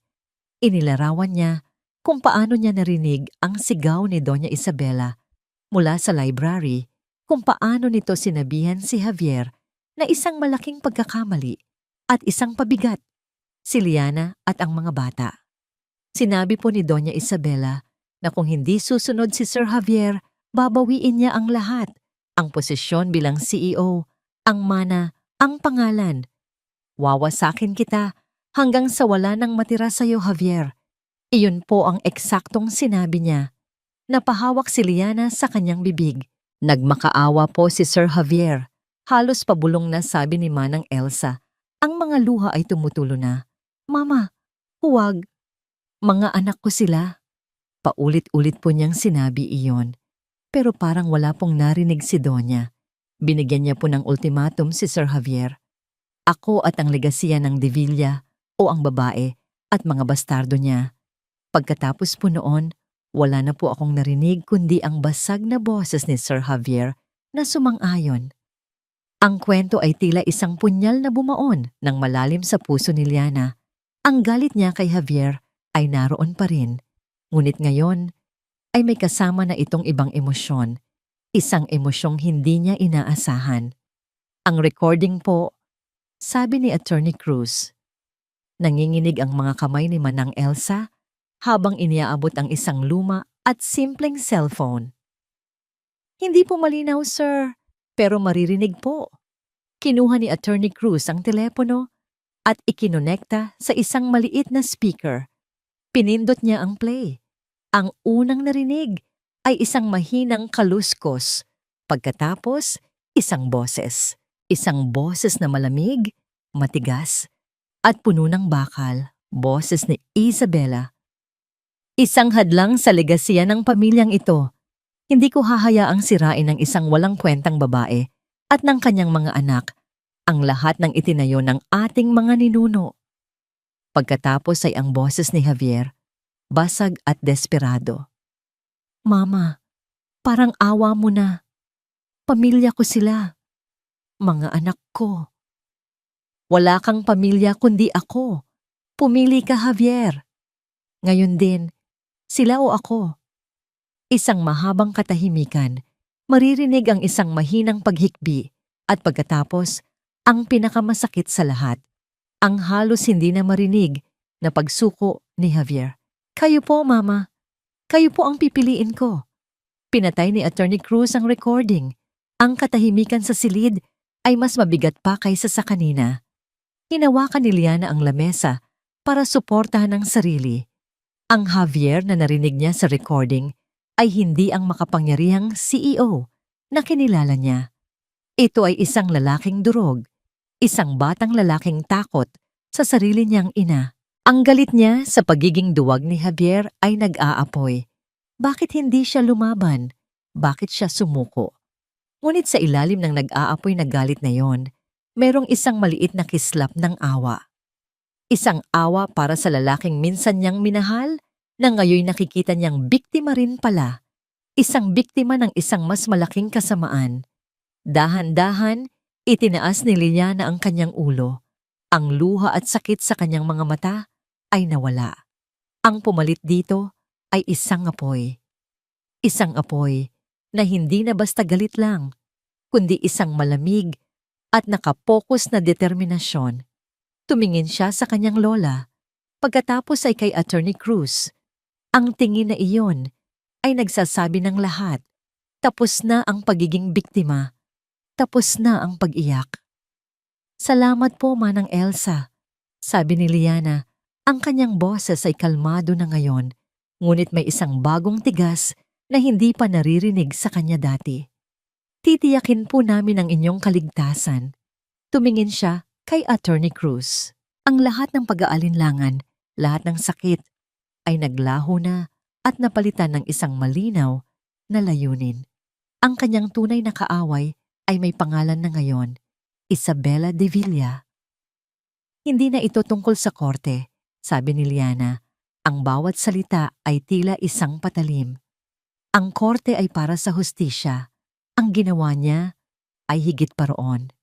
Tumayo siya, ang kanyang tindig ay nagbago. Ang babaeng halos gumuho kanina ay wala na. Ang nakatayo ngayon ay isang reyna na handa nang sakupin ang teritoryo ng kanyang kalaban. Oras na para dalhin ang laban sa teritoryo nila. Ang katahimikan ay hindi nangangahulugang pagsuko. Para sa kampo ng Elizalde Aguilar, ang katahimikan ay paghahanda. Sa mga sumunod na linggo, matapos makuha ang recording, walang anumang ingay na nagmula sa kanila. Itinigil nila ang pakikipag-ugnayan sa media. Itinigil nila ang anumang legal na mosyon. Mula sa pananaw ng publiko at ng mga De Villa, tila sumuko na si Liana. Naghihintay na lamang sa pinal na desisyon ng korte. Ngunit sa likod ng mga nakasarang pinto ng EH Tower, isang digmaan ang masusing pinaplano. Ang boardroom na dati pinag-aaralan lamang ni Liana ay naging kanyang war room.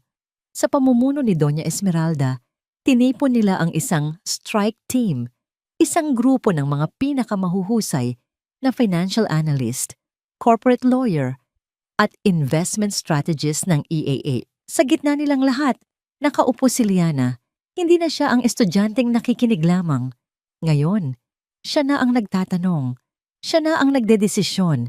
Ang sakit na kanyang pinagdaanan ay hinulma siya sa isang leader na may matalas na isip at hindi natitinag na determinasyon. Ang De Villa Group ay parang isang malaking toring gawa sa salamin, paliwanag ni G. Velasco, ang kanilang Chief Investment Officer, habang itinuturo ang isang komplikadong chart. Maganda tingnan sa labas, ngunit marupok sa loob. Matagal na silang gumagamit ng creative accounting para pagandahin ang kanilang mga ulat. Ang kanilang pinakamalaking kahinaan ay ang kanilang mga utang sa mga dayuhang bangko at ang kanilang pag-asa sa iisang malaking investor, ang Kawahara Group mula sa Japan. Kilala ko si Mr. Kawahara. Sabat ni Doña Esmeralda, ang kanyang boses ay kalmado. Isa siyang taong labis na nagpapahalaga sa tradisyon at integridad ng pamilya. Isang plano ang nabuo. Hindi ito magiging isang marahas na pag-atake.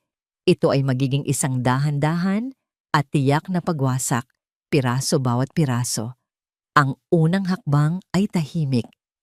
Gamit ang iba't ibang shell corporations, nagsimulang bumili ng mga non-voting shares ng Davila Group. Ang EA, maliit lang sa simula. Sapat na hindi mapansin.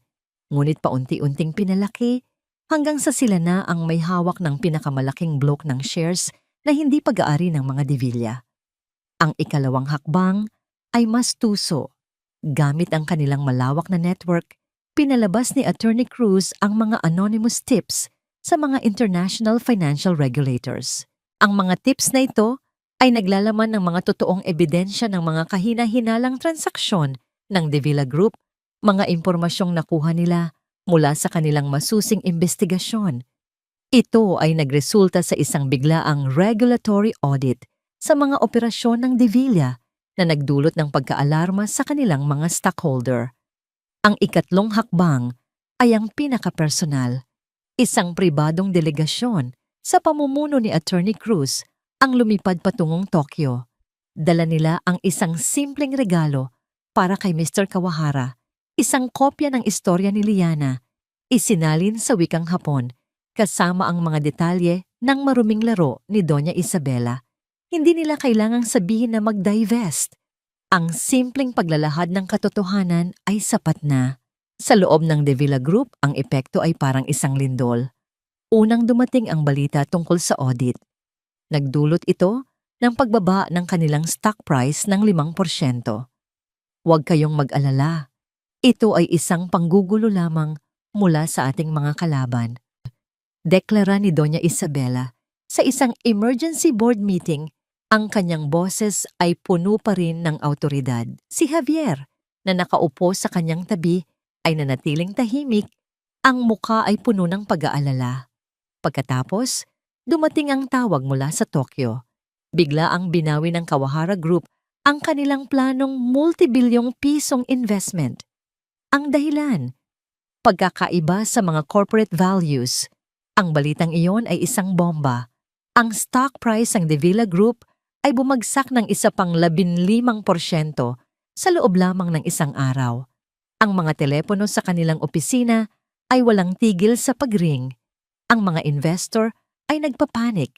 Ang mga bangko ay humihingi ng mga kasiguraduhan. Anong nangyayari, Isabela? Sigaw ng isa sa mga matatandang miyembro ng board. Ang kumpanya ay bumabagsak sa ating harapan. Kumalma kayo. Sigaw pabalik ni Isabela. Ngunit sa unang pagkakataon, may bakas ng kawalan ng kontrol sa kanyang boses. Sinubukan niyang tawagan ang kanyang mga koneksyon, ang kanyang mga kaibigan sa politika at negosyo. Ngunit isa-isa, lahat sila ay tila umiiwas sa kanya. Ang anino ng Elizalde Aguilar ay mas malaki kaysa sa kanyang inaakala. Natuklasan niyang ang bawat pader na kanyang sinasandalan ay unti-unti nang ginigiba. Sa gitna ng kaguluhan, isang formal na liham ang dumating sa kanilang opisina. Ito ay mula sa isang hindi kilalang consortium ng mga shareholder na nagmamay-ari na ngayon ng 20% ng kumpanya. Nang buksan ni Javier ang liham, ang kanyang mga kamay ay nagsimulang manginig. Binasa niya ito ng malakas para marinig ng lahat sa boardroom. Alinsunod sa mga batas ng korporasyon, kami, ang United Equity Consortium, na kumakatawan sa 20% ng kabuuang shares ng Davila Group of Companies, ay formal na humihiling ng isang agarang at pambihirang pagpupulong ng mga miyembro ng board at mga stockholder. Sino ang mga ito? Tanong ni Isabela. Ang kanyang mukha ay namumula na sa galit. Ang sagot ay nasa huling pangungusap ng liham. Ang aming itinalagang kinatawan at proxy para sa pagpupulong na ito ay si Miss Liana Elizalde Aguilar. Isang nakabibinging katahimikan ang bumalot sa boardroom. Ang lahat ng mga mata ay napunta kay Javier at Isabela. Ang pangalan ni Liana ay tila isang hatol na binigkas sa kanilang harapan. Naintindihan na nila ngayon, hindi ito isang random na krisis, hindi ito isang kamalasan. Ito ay isang planadong pag-atake. Isang pag-atake na hindi nila nakita dahil sa kanilang pagiging kampante. Napasuntok si Javier sa makapal na kahoy na lamesa. Sa wakas, nagsalita siya. Ang kanyang boses ay puno ng pinaghalong galit at isang bakas ng paghanga. Hindi niya tayo inatake sa korte, inatake niya tayo dito, sa ating sariling teritoryo. Sa kabilang tore, sa war room ng EAA, pinanood ni Liana ang pagbagsak ng stock price ng De Villa Group sa isang malaking monitor. Walang-walang ngiti sa kanyang labi. Walang saya. Tanging isang malamig at tahimik na kasiyahan sa pagkamit ng hustisya. Ang hiling nila para sa isang emergency meeting ay naaprubahan na. Anunsyo ni Attorney Cruz. Sa Biyernes, sa kanilang boardroom, tumango si Liana. Ang entablado ay nakahanda na. Ang lahat ng mga piraso ay nasa kanilang lugar. Oras na para sa huling pagtutuos. Oras na para harapin ang reyna. Ang araw ng emergency board meeting ay dumating na may kasamang mabigat at kulimlim na panahon na tila nakikiramay sa kapalaran ng imperyo ng De Villa. Ang boardroom sa pinakatuktok ng kanilang tore, na dati isang simbolo ng hindi matitinag na kapangyarihan, ay ngayon ay puno ng tensyon at takot. Ang mga miyembro ng board at mga pangunahing stockholder ay nakaupo sa kanilang mga silya, ang kanilang mga mukha ay balisa. Naghihintay sa pagdating ng taong nagdulot ng lahat ng kaguluhang ito. Si Doña Isabela de Villa ay nakaupo sa dulo ng mahabang lamesa sa silyang nakalaan para sa chairman. Ang kanyang postura ay tuwid pa rin at puno ng pagmamataas, ngunit mayroong isang maliit na panginginig sa kanyang mga kamay na pilit niyang itinatago sa ilalim ng lamesa. Sa kanyang kanan ay si Javier. Ang mukha ay blangko. Tila isang sundalong naghihintay na lamang sa kanyang hatol. Eksakto 9:00 ng umaga, bumukas ang malaking pinto ng boardroom. Pumasok si Liana. Kung inaasahan nilang makita ang isang babaeng galit o naghihiganti, nabigo sila. Ang babaeng pumasok ay sagisag ng katahimikan at kapangyarihan. Nakasuot siya ng isang simpleng navy blue power suit na perpektong bumagay sa kanyang katawan. Ang kanyang buhok ay nakatali sa isang mababang pusod. Ang kanyang mukha ay may kaunting makeup lamang na lalong nagpalitaw sa talas ng kanyang mga mata. Sa kanyang likuran ay si Attorney Rafael Cruz na may dalang isang leather briefcase. Ang lahat ng ingay sa silid ay namatay. Bawat mata ay nakatuon sa kanya habang naglalakad siya nang may kumpiyansa patungo sa bakanteng silya sa kabilang dulo ng lamesa, diretsong katapat ni Doña Isabela. Ang kanyang bawat hakbang ay tila isang dagundong sa tahimik na silid. "Good morning," bati ni Liana. Ang kanyang boses ay kalmado, ngunit umalingaw-ngaw sa buong silid. "Salamat sa pagpapaunlak sa aming hiling para sa pagpupulong na ito. Let's not waste any more time. Sino ka para utusan kami sa sarili naming pamamahay?" Sarkastikong sabi ni Doña Isabela, sinusubukang bawiin ang kontrol. Isang bahagyang ngiti ang sumilay sa labi ni Liana. "Ako ang kinatawan ng 20% ng kumpanyang ito, Doña Isabela. Kaya't meron akong karapatan. At base sa kasalukuyang halaga ng inyong stock, ang porsyentong iyon ay patuloy na lumalaki bawat oras." Isang sampal ng katotohanan na nagpatahimik kay Isabela. Nandito tayo ngayon dahil sa isang simpleng tanong.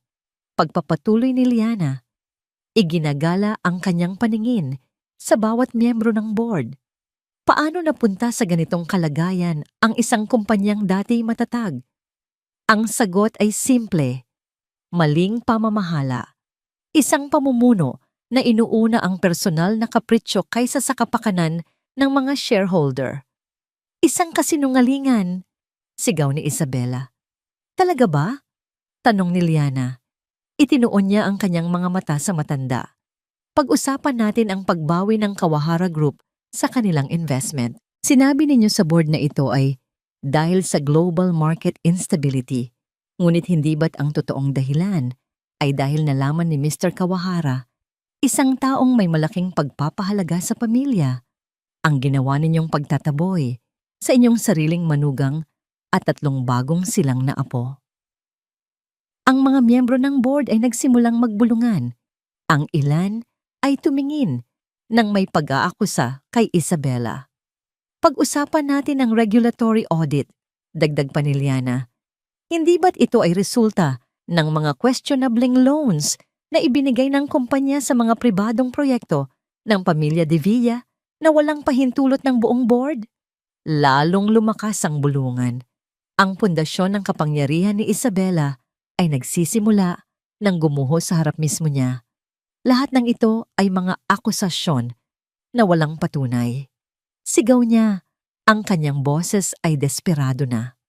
Kung ganoon, sabi ni Liana, ang kanyang boses ay biglang bumaba, naging malamig na parang yelo. Pag-usapan natin ang isang bagay na may patunay. Sumenya siya kay Attorney Cruz. Binuksan ng abogado ang briefcase nito at inilabas ang isang maliit na digital audio player. Ikinonekta niya ito sa sound system ng boardroom. Ano yan? Tanong ni Javier. Sa unang pagkakataon ay nagsalita. May takot sa kanyang mga mata. Alam na niya kung ano yon. Ang tawag ko rito? Sabi ni Liana. Ang mga mata ay nakatutok lamang kay Isabela. Ay ang katotohanan. Pinindot ni Attorney Cruz ang play. Ang boses ni Isabela, malamig at malupit, ay pumuno sa buong silid. Isang hadlang sa legasiya ng pamilyang ito.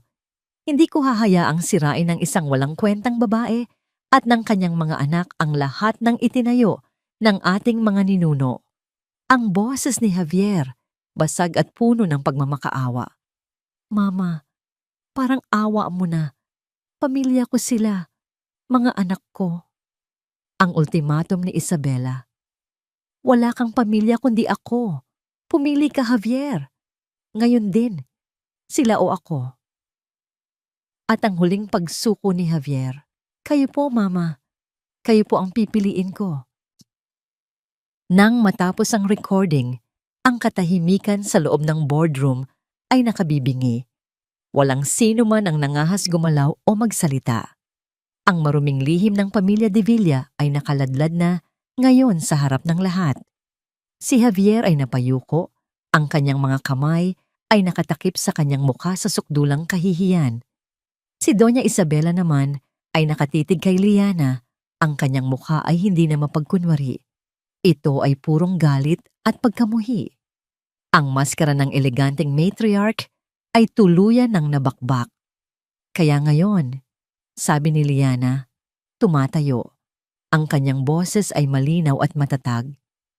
Bilang isang pangunahing stockholder at higit sa lahat, bilang isang ina na inagawa ng mga anak dahil sa kapritsyong ito, ako ay naglalatag ng isang mosyon. Tumingin siya sa bawat miyembro ng board.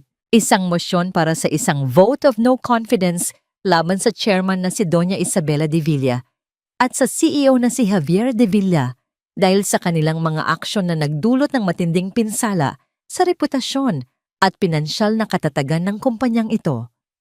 Ang mga salita ay tila isang hatol. Ang vice-presidente ng board, isang matandang lalaki na matagal nang nagkimkim ng sama ng loob kay Isabela, ang unang tumayo. I second the motion. Isa-isa. Ang mga miyembro ng board na dati takot kay Isabela ay nagsimula ng tumayo, nagpapakita ng kanilang pagsang-ayon. Hindi ninyo ito maaaring gawin sa akin. Ako ang nagtayo ng kumpanyang ito. Sigaw ni Isabela. Nawawala na sa sarili.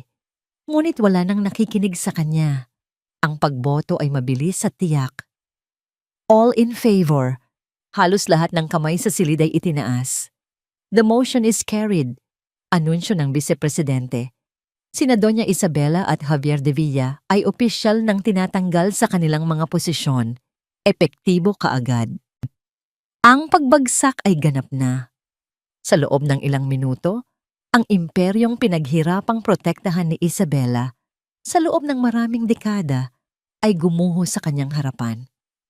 Ang lahat ng kanyang sakripisyo, lahat ng kanyang kalupitan ay nauwi sa wala. Sa gitna ng kaguluhan, habang ang mga miyembro ng board ay nag-uusap-usap na, tumayo si Javier. Naglakad siya papalapit kay Liana. Ang kanyang mga mata ay puno ng isang emosyong hindi pa nakikita ni Liana rito, ang tunay na pagsisisi. Patawad! Bulong niya. Ang boses ay basag. Isang salita, ngunit naglalaman ng bigat ng lahat ng kanyang pagkakamali. Tinitigan siya ni Liana, hindi ng galit, kundi ng isang uri ng malungkot na pagtanggap. Hindi na niya kailangan ang paumanhin nito. Hindi na nito mababago ang nakaraan. Tumalikod si Liana at naglakad palabas ng boardroom, kasama si Attorney Cruz. Iniwan niya ang naguhong imperyo, ang naghihinagpis na reyna, at ang prinsipe na nawalan ng kaharian. Ang laban ay tapos na, at siya ang nagwagi. Yeah. Ang balita ng pagpapatalsik sa mga De Villa ay kumalat na parang apoy. Naging laman ito ng bawat pahayagan at business news program. Ang De Villa Group, na ngayon nasa ilalim ng isang bagong interim management, ay abala sa paglilinis ng pinsalang iniwan ng dating pamunuan. Para sa mundo, isa itong corporate drama. Ngunit para kay Javier, ito ang katapusan ng lahat. Ang mansyon ng mga De Villa na dati sentro ng kapangyarihan at sosyal na pagtitipon ay nababalot ngayon sa isang mabigat na katahimikan. Matapos ang board meeting, hindi na nagpakita si Doña Isabela. Nagkulong ito sa kanyang silid, tumatangging kumain o makipag-usap kaninuman. Ang babaeng dating nag-uutos sa buong mundo ay ngayon ay isang bilanggo ng sarili niyang pagmamataas at pagkatalo. Si Javier naman ay naglalakad sa mga pasilyo ng kanilang bahay na parang isang multo. Bawat painting sa dingding, bawat mamahaling palamuti ay tila isang paalala ng presyo ng kanyang ambisyon o mas tamang sabihin ng ambisyon ng kanyang ina na pilit niyang inako bilang sa kanya. Tinitigan niya ang isang malaking family portrait sa sala. Nakatayo roon ang isang batang Javier sa pagitan ng kanyang ama at ina. Ang kanyang ama, isang mabait, ngunit mahinang tao, ay namatay sa atake sa puso dahil sa stress sa negosyo. Mula noon, si Isabela na ang humulma sa kanya. Hinulma siya para maging matigas, walang awa, isang perpektong tagapagmana. Sa proseso, nawala niya ang kanyang sarili. Wala nang natira para sa kanya rito. Ang yaman, ang kapangyarihan, ang pangalan, lahat ay nawala. Ngunit sa gitna ng pagkawala, may isang bagay siyang natagpuan. Kalayaan. Kalayaan mula sa anino ng kanyang ina. Kalayaan mula sa bigat ng isang apelyidong hindi niya naman talaga pinili. May isang huling bagay siyang kailangang gawin bago niya tuluyang talikuran ang lahat. Kinabukasan, isang simpleng sasakyan ang huminto sa harap ng mansyon ng mga Aguilar. Si Javier, nakasuot ng simpleng polo shirt at maong, isang anyong hindi pa nakikita sa kanya ng publiko, ang bumaba. Walang arogansya, walang alalay, isang ordinaryong tao lamang. Hinarang siya ng mga gwardiya sa tarangkahan. "Pasensya na po, sir. Hindi po kayo pwedeng pumasok." "Naiintindihan ko," sabi ni Javier. Walang bakas ng galit. "Maari bang sabihin ninyo kay Liana na narito ako? Hindi ako aalis hanggat hindi niya ako kinakausap. Gusto ko lang makita ang mga bata sa huling pagkakataon." Ang balita ay mabilis na nakarating kay Liana, na kasalukuyang nasa hardin kasama ang kanyang mga anak. Matapos ang pagbagsak ng mga De Villa, mabilis na ibinalik ng korte ang buong kustodya sa kanya. Nag-alinlangan siya. Isang bahagi niya ang gustong isara ang tarangkahan at wag na siyang muling makita pa. Ngunit isang bahagi, ang bahaging nakarinig sa kanyang basag na boses sa recording, ang nagtulak sa kanya na maging mas matalino. Papasukin ninyo siya. Utos niya sa gwardiya, pero hanggang sa hardin lang. Ilang sandali pa, pumasok si Javier. Nakita niya si Liana na nakaupo sa isang kumot sa damuhan, napapalibutan ng 3 maliliit na anghel na masayang naglalaro. Ang eksenang iyon, isang eksena ng kapayapaan at kaligayahan, ang eksenang ipinagkait niya sa kanyang sarili. Ito ang dapat ay buhay niya. Isang matinding kirot ng pagsisisi ang tumusok sa kanyang puso. Dahan-dahan siyang lumapit. Bawat hakbang ay tila 1 milya ang layo. "Liana," sabi niya. Ang kanyang boses ay mahina. Tumingin sa kanya si Liana. Ang kanyang mga mata ay kalmado, walang bakas ng galit o pagkamuhi. Ang nakita ni Javier ay isang bagay na mas masakit pa. Indifference. "Javier," sagot niya, isang simpleng pagkilala. "Sila ba?" Hindi niya matapos ang tanong. "Si Angelo," sabi ni Liana, itinuturo ang batang lalaki na may buhok na katulad ng kay Javier. "Si Brielle at si Celestine." Napatitig si Javier sa kanyang mga anak, ang kanyang mga anak. Sa unang pagkakataon, nakita niya sila hindi bilang isang liability, kundi bilang isang bahagi ng kanyang sarili. Nagsimulang mamasa ang kanyang mga mata. Lumuhod siya sa damuhan para maging kapantay nila. "Pwede ko ba?" tanong niya. Ang kanyang tingin ay nagmamakaawa kay Liana. Tumango si Liana. Nanginginig ang mga kamay ni Javier habang marahan niyang hinaplos ang pisngi ni Angelo. Nagulat ang bata sa una, ngunit hindi naman umiyak. Isang hindi maipaliwanag na koneksyon ang naramdaman ni Javier.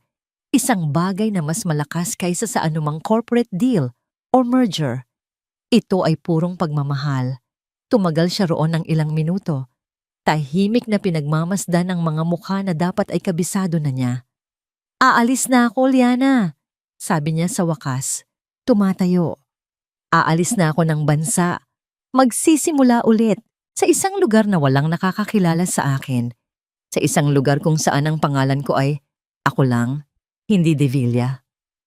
"Saan ka pupunta?" tanong ni Liana, hindi dahil sa pag-aalala, kundi dahil sa simpleng kuryosidad. "Hindi ko alam. At sa unang pagkakataon sa buhay ko, ayos lang sa akin na hindi ko alam ang susunod na hakbang." Tumingin siya ng diretso sa mga mata ni Liana. Walang anumang salita ang sapat para sabihing nagsisisi ako. Alam kong huli na ang lahat at hindi ako humihingi ng tawad para sa sarili ko.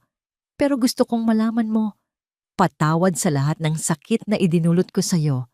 Patawad kung naging duwag ako. Huminga ng malalim si Liana. Ito na ang sandaling matagal na niyang hinintay. Ang sandali ng pagpapatawad. Ngunit hindi ito ang pagpapatawad na inaasahan ng marami.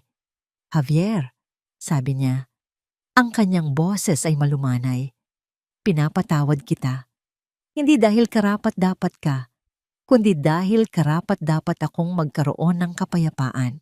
Pinapatawad kita, hindi para magkabalikan tayo, kundi para pareho na tayong makalaya sa nakaraan." Tumingin siya sa kanilang mga anak.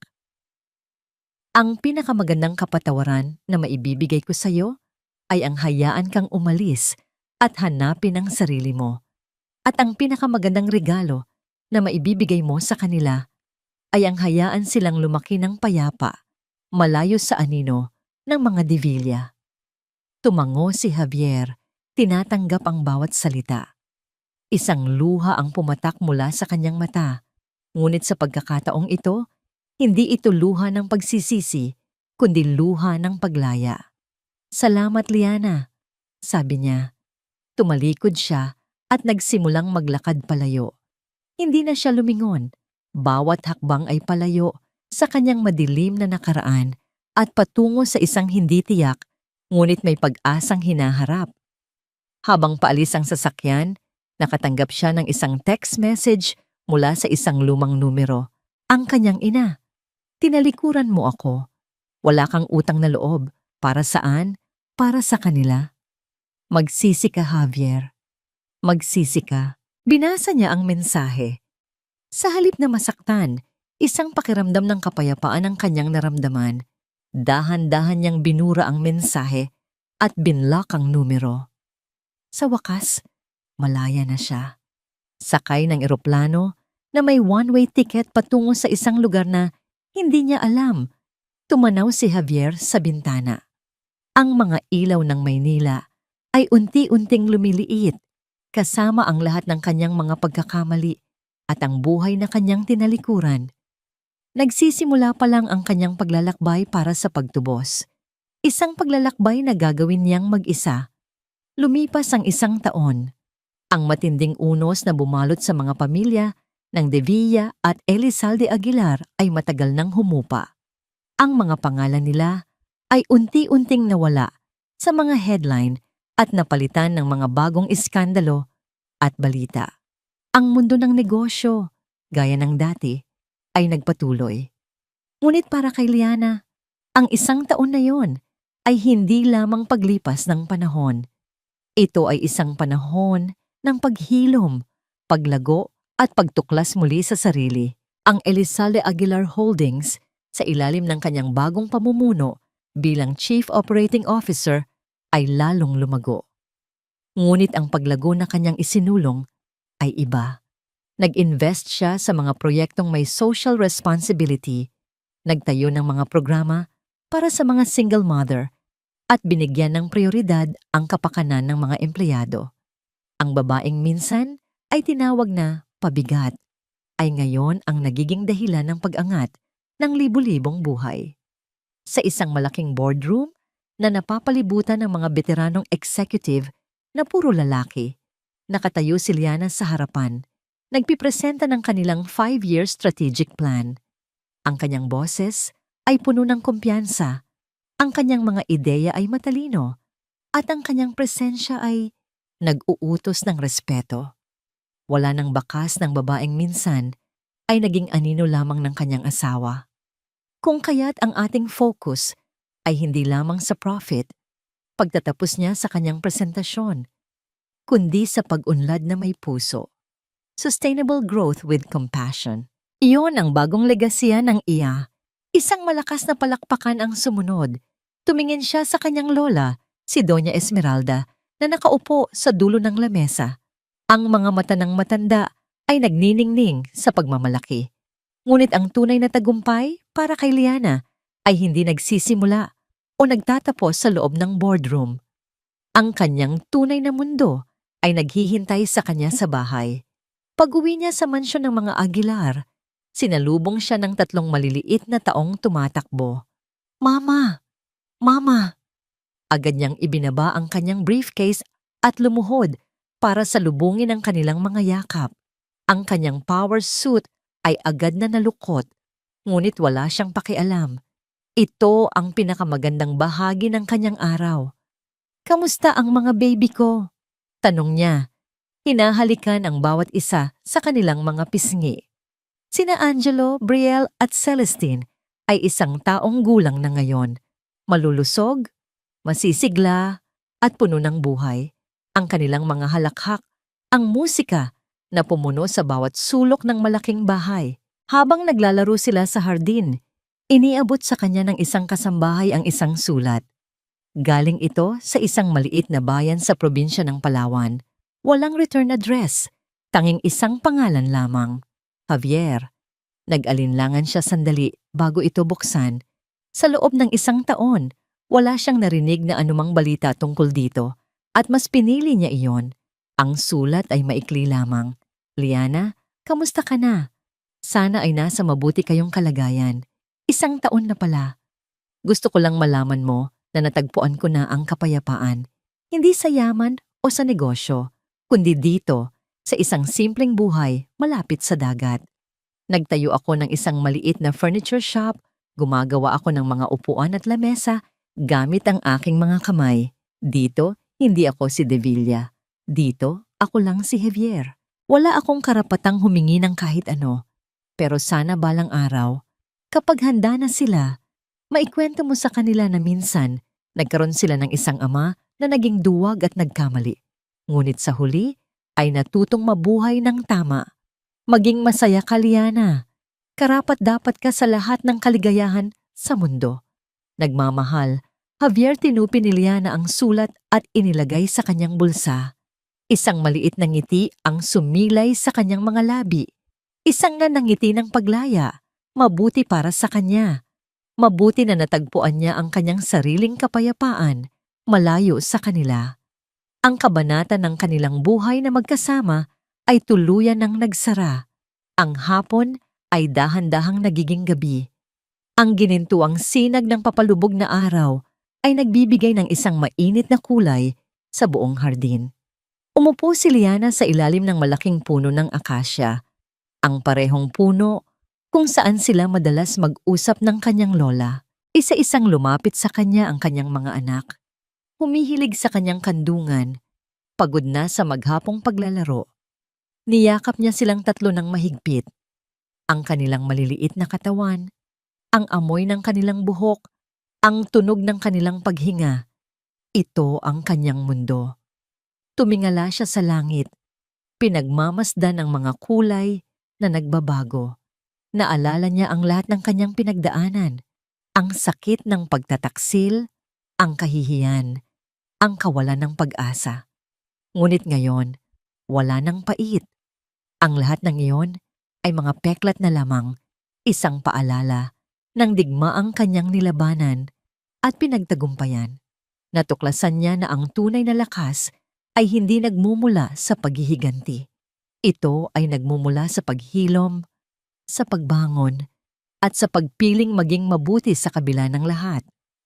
Ang tunay na tagumpay ay hindi ang pagbagsak ng kanyang mga kaaway, kundi ang pagtatayo ng isang magandang kinabukasan para sa kanyang mga anak. Hinalikan niya ang tuktok ng ulo ng bawat isa sa kanila. Ang kanyang puso ay nag-uumapaw sa isang uri ng pagmamahal na mas malakas kaysa sa anumang imperyo o kayamanan sa mundo. Kayo, bulong niya sa hangin, habang ang huling sinag ng araw ay naglalaho sa abot-tanaw. Kayo ang aking tunay na yaman. Sa pagtatapos ng kwento ni Liana, malinaw na ang tunay na lakas ng isang babae ay hindi nagmumula sa apelyido o kayamanan, kundi sa tapang na tumindig para sa kanyang mga anak at sarili. Mula sa isang inang itinakwil at inagawa ng dangal, siya ay muling isinilang bilang isang babaeng may kontrol sa sariling kapalaran. Sa huli, ang kasamaan na itinago sa likod ng karangalan ng pamilya ay bumagsak sa sarili nitong kasinungalingan, habang ang katotohanan at hustisya ay nanaig. Napatunayan na ang mga taong nanakit at umapi ay hindi kailanman makakatakas sa bunga ng kanilang ginawa, at ang mga nagtiis ng tahimik ay may araw ding darating para mabawi ang lahat. Ang kwentong ito ay paalala ng walang kapantay na lakas ng pagmamahal ng isang ina at ng katotohanang ang tunay na tagumpay ay hindi paghihiganti, kundi ang kakayahang magbitaw ng galit upang makamit ang kapayapaan. Kung kayo ang nasa kalagayan ni Liana, pipiliin niyo rin ba ang landas ng katahimikan matapos makamit ang hustisya? May bahagi ba ng kanyang kwento ang tumama sa inyong puso? Kumusta kayo ngayon? Sana ay ligtas at maayos ang inyong kalagayan.